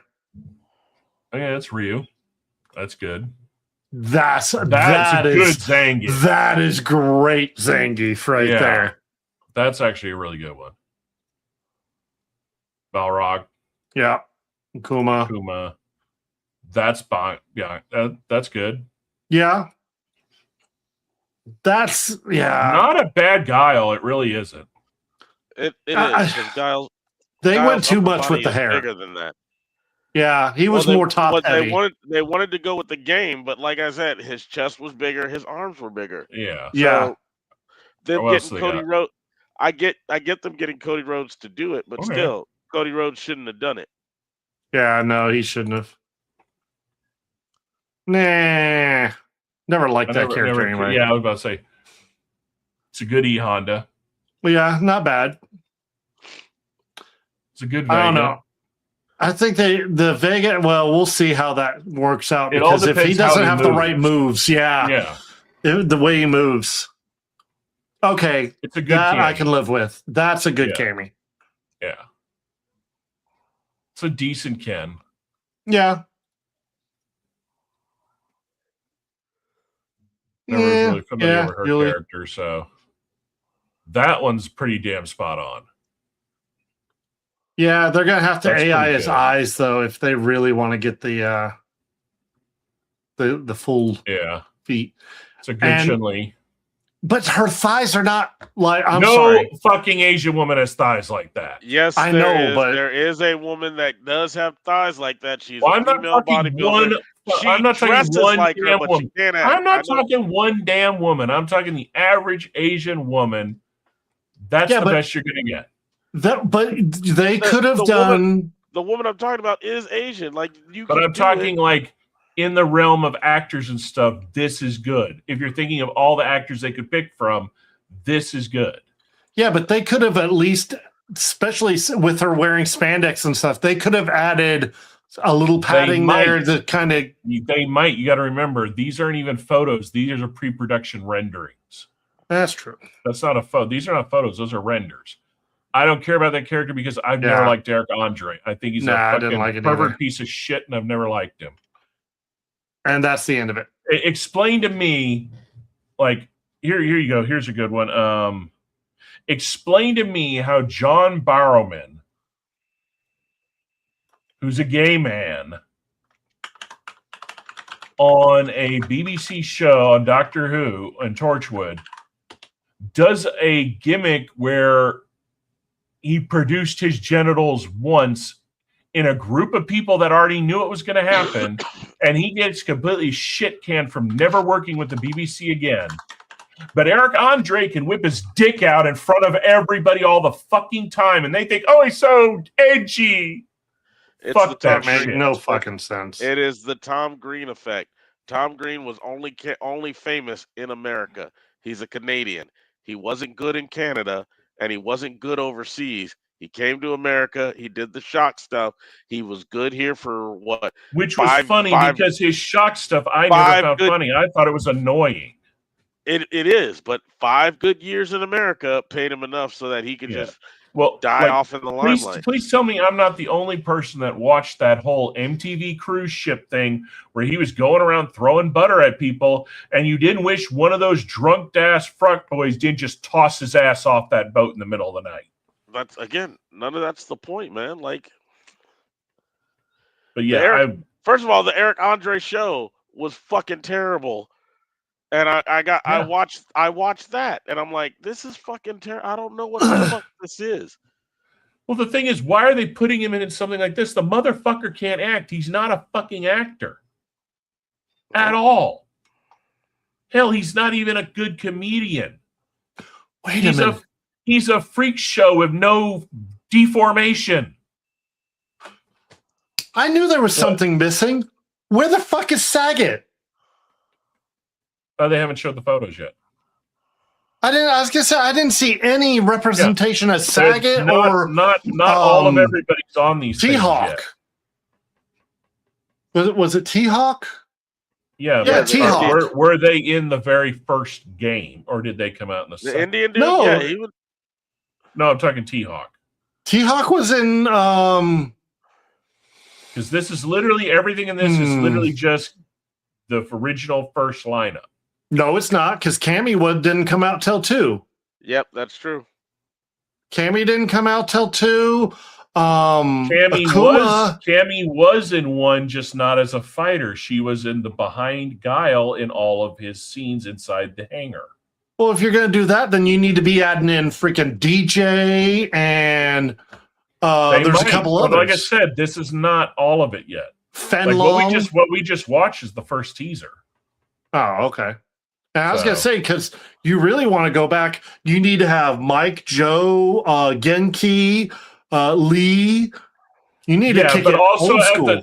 But at the same time, you've already got a shit ton of a cast already. You don't want to overbloat something. I mean, think about it. You're trying to appeal to video game players, but at the same time, capture the TikTok 10 seconds or our brains turned into mush generation. You'll be lucky if they remember Ken and Ryu. Fair. I mean, they might if you go, you know what, in between them, or throw in a Skibbity reference somewhere.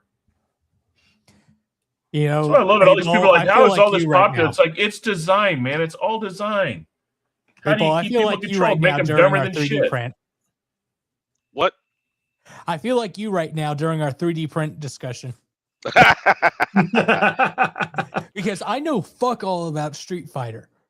Oh, dude, back in the day. Growing up, but see, there's a different variation.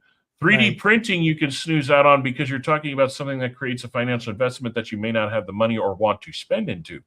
A video game, you can literally just emulate this for free. Well, no, he's just saying that. I know what he's saying. I'm just giving him a hard time because there is a big difference of understanding. Well, no, I get. Like, I get it. Because, like, yeah. I'm not into this. I was never into Street Fighter in a sense of knowing every character in the history of the lore. I just knew it because literally it was one of the first fucking arcade fighter games that ever came out. Yeah, I used to that Mortal Kombat. I used to go to the arcade after school. When I was in high school, I was right next. When I say right next door, the mall was here, and then at the back end of the parking lot was the one field, and then Stonewall Jackson High School. Stonewall Jackson High School. So we get out of school and walk to the fucking mall and just hang out in the fucking mall. I used to sit there the whole time. Like when I was getting older, I was like, I need to get a job in the mall because getting a job in the mall is when you made it. Oh, see, you gotta be assistant manager at Suncoast Videos. Then you made it. Yeah, see, ours was you had a choice between 3 places. You had Diamond J's, you had Diversions, and you had Cyberzone. And all of them had the same lineup. You'd walk up and you literally had Street Fighter, Mortal Kombat, Tekken, Soul Calibur, Samurai Showdown. Yep. Those were all the fighter games in a row. And then off in the big corner would be, when it first came out, was the first. Well, on the flight end, you'd have Afterburner and then all the race games, and then a motorcycle riding, the tilt motorcycle game. But on the other side, when it came to the shooters, you had Operation Wolf. Then you had what was the name? What was the name? Yeah, you had the sniper game, and then the first of its kind came out. The big one that took up all the room was Time Crisis. Yes, that's what was Time Crisis. I was going to say the one that had the pedal. The one that had the pedal. Time Crisis. I already knew what you were doing because it was always the biggest one in there. Just like, and then they came out with Time Crisis 2 and sat it right next to. Right. Yep. Dude, I played so much Time Crisis 2 that I could go to Divergence because Divergence was the first to go to cards instead of coins, and you could do the unlimited. So I got really damn good at Time Crisis. And one day I said, fuck it, I'm going to try it. I decided to position myself in the middle and put my foot on top of both pads and use both guns. And I shit you not, I had like a line of little kids watching me one time. I was blazed as fuck. And I'm just bang, bang, bang, bang. I got so good at the point where I could close my eyes and I knew where the guys were going to pop out because it was always the same. It never changed. Yeah. And I could do that, and then I'd have to open them to figure out when I needed to duck back down and hit the thing to reload. But yeah, I could almost go through the whole fucking game doing it that way. And then they came out with 3, and 3 changed how everything on that fucking thing operated. Yeah, it was fucking... Then the other one that came out that was really cool was the dual big machine gun Terminator game that came out when T2 came out. Oh, yeah. But it has a specific name. It was Terminator something. It wasn't just called Terminator. Wasn't it Judgment Day? No. It was Terminator Cyberdyne Systems. Oh, yeah. Because they couldn't call it just Terminator because the licensing rights to actually the movie Terminator. I liked when they did the Alien 2 game like that, and they had the pulse. The pulse cannon. Yep. Yeah, the big boy gun. Yeah. There were a lot of really cool video games. There was a tank simulator game, Tokyo Tank something, and I used to play that all the fucking time. And it was two next to each other, but it was versus. So like like this would have its own squad, and this one had its own squad, and you could sit there and go versus with your friends, and that shit was fucking awesome. And then there was the Mech Warrior one, which was the simulator. Yeah. And I remember playing that. Oh man, we're forgetting one of the good shooter games until they tried to make a movie that was one of the worst ever made. What, House of the Dead? Oh yeah, the House of the Dead. The second one was a badass one. I'm trying to think of it. There was a ninja game. Well, what was the first that one? Was separated apart. It was one of the first arcade ninja games that had 6 buttons, but then your character could grab onto stuff to jump up, and it was a button on top of the joystick. It was Ninja Gaiden. No, it wasn't Ninja Gaiden. This was something else, because I've seen the Ninja Gaiden cabinet in photos, and I've talked to people that worked at arcades, and the minute I mention the one I'm talking about, they all remember it, but they can't remember what the hell it was called, because it was one of those that came from Japan. It was one of those that, like, they rebranded it for America, but the only system that ever had that game on it when they went to home consoles was, I think, Neo Geo. Wait, describe the game again? Okay, so you had, I think it was up to 3 players. It was a 6-button joystick configuration, but the joystick had a button on top of it that the ninja could actually grab onto poles and leap and move. But it wasn't Ninja Gaiden. It was something else. And for the longest time, it was arcade only. It never went to home consoles until like years after the arcade model didn't exist anymore. But it wasn't Ninja Gaiden. It was some Shinobi. Yes. Shinobi. Yep. Yep, that's it. I think I'd have to see what the cabinet looked like. 87.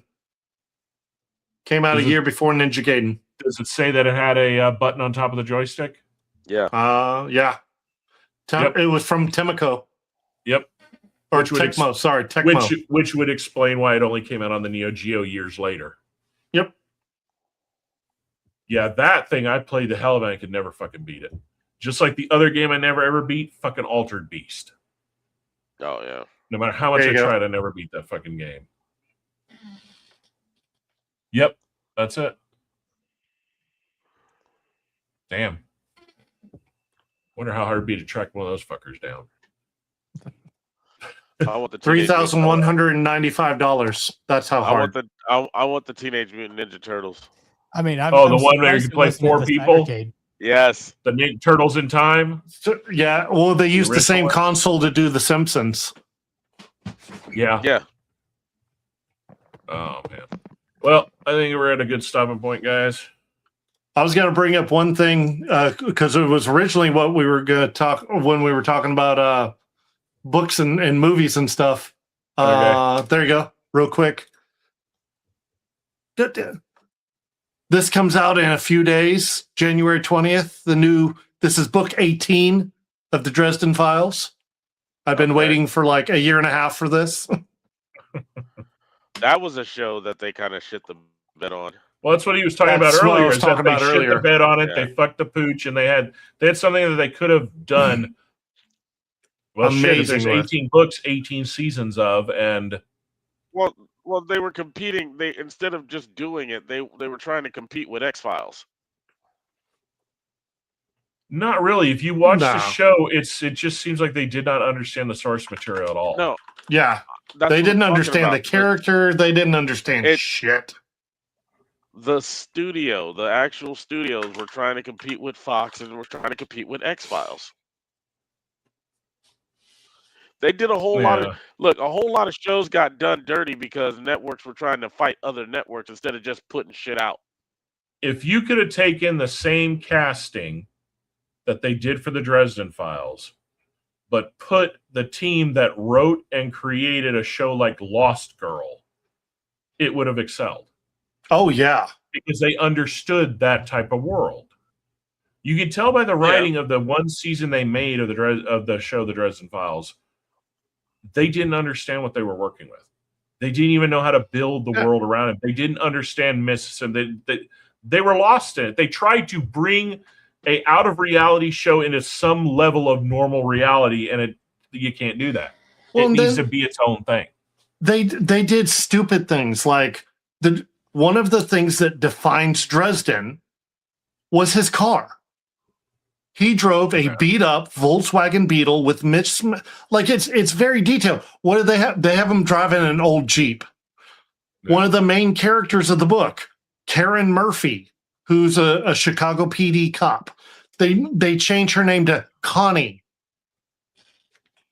Yeah. Why are you doing stupid shit? Well, exactly. It comes down to them not honoring the source material or understanding it. Exactly.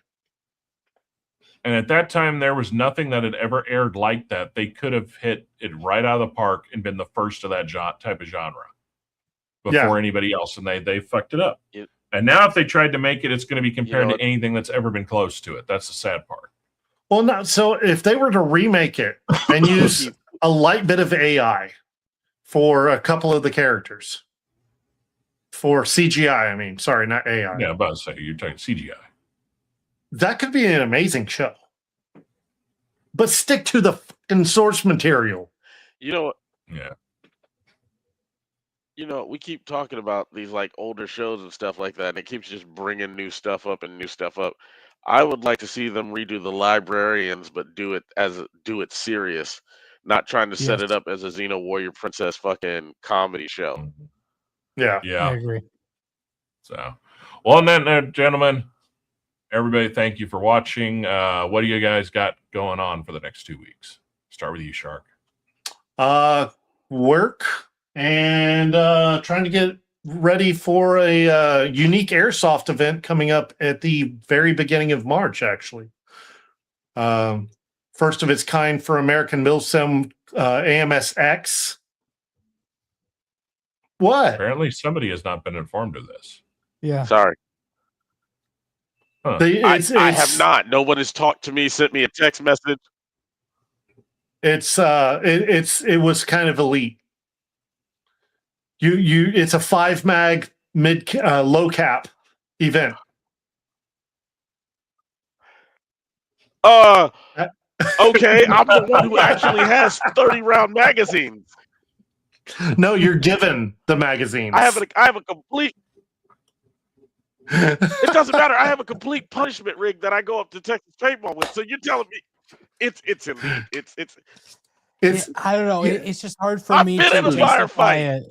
It's hard for me to justify a $250 ticket. No. That. Walrus, $320. That's it. That's right. $320 for to get the mags with it, and then go to that for a field that we go to all the time. I look at it this way: $320 for me right now is another upgrade on my car. So do I want to go play pew pew for a day or two, or go vroom vroom faster? But yeah, that's. I didn't mean to interrupt. I'm just saying somebody could have at least sent a text message. All right, y'all need to say that for the channel that I'm not in. That y'all talk all the fucking time in. That's why I exited, because I got sick of trying to find one sentence in a billion of shit of motherfuckers that apparently don't work. All right, hey, Ball, what do you got going on?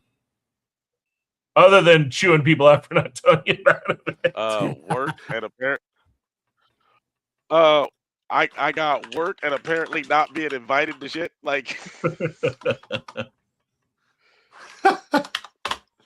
well, don't feel bad. I heard about it after it, but that's also because I know right now financially I can't afford to do that. Because for me, if I take the time off, I'm also spending the event and losing all the pay of the days I'd be up there. Don't worry, I didn't know Shark was going. I thought I thought Panda was going. Well, to be fair, I got pulled in with some guys with Wounded Warrior Project. Yeah, I got pulled in the with ones that Panda's doing stuff with. Okay. Not that I know of. I don't believe Panda's involved with these people. Okay. You've talked to him about his other stuff, though, right? No, not yet. Something much, much more local. Oh, yes. I'm being pulled in on that on a technical aspect. Okay. What's going on local? Okay. So we'll talk about it later. Yeah. Okay. All right. What do you got going on, Walrus? I've got family in town still. What are you doing, Walrus? I got family. Gonna hang out with them, and I'll apparently go up to Texas Paintball on the 11th. Me, just work. Continuing to create ideas for this thing we're doing right here.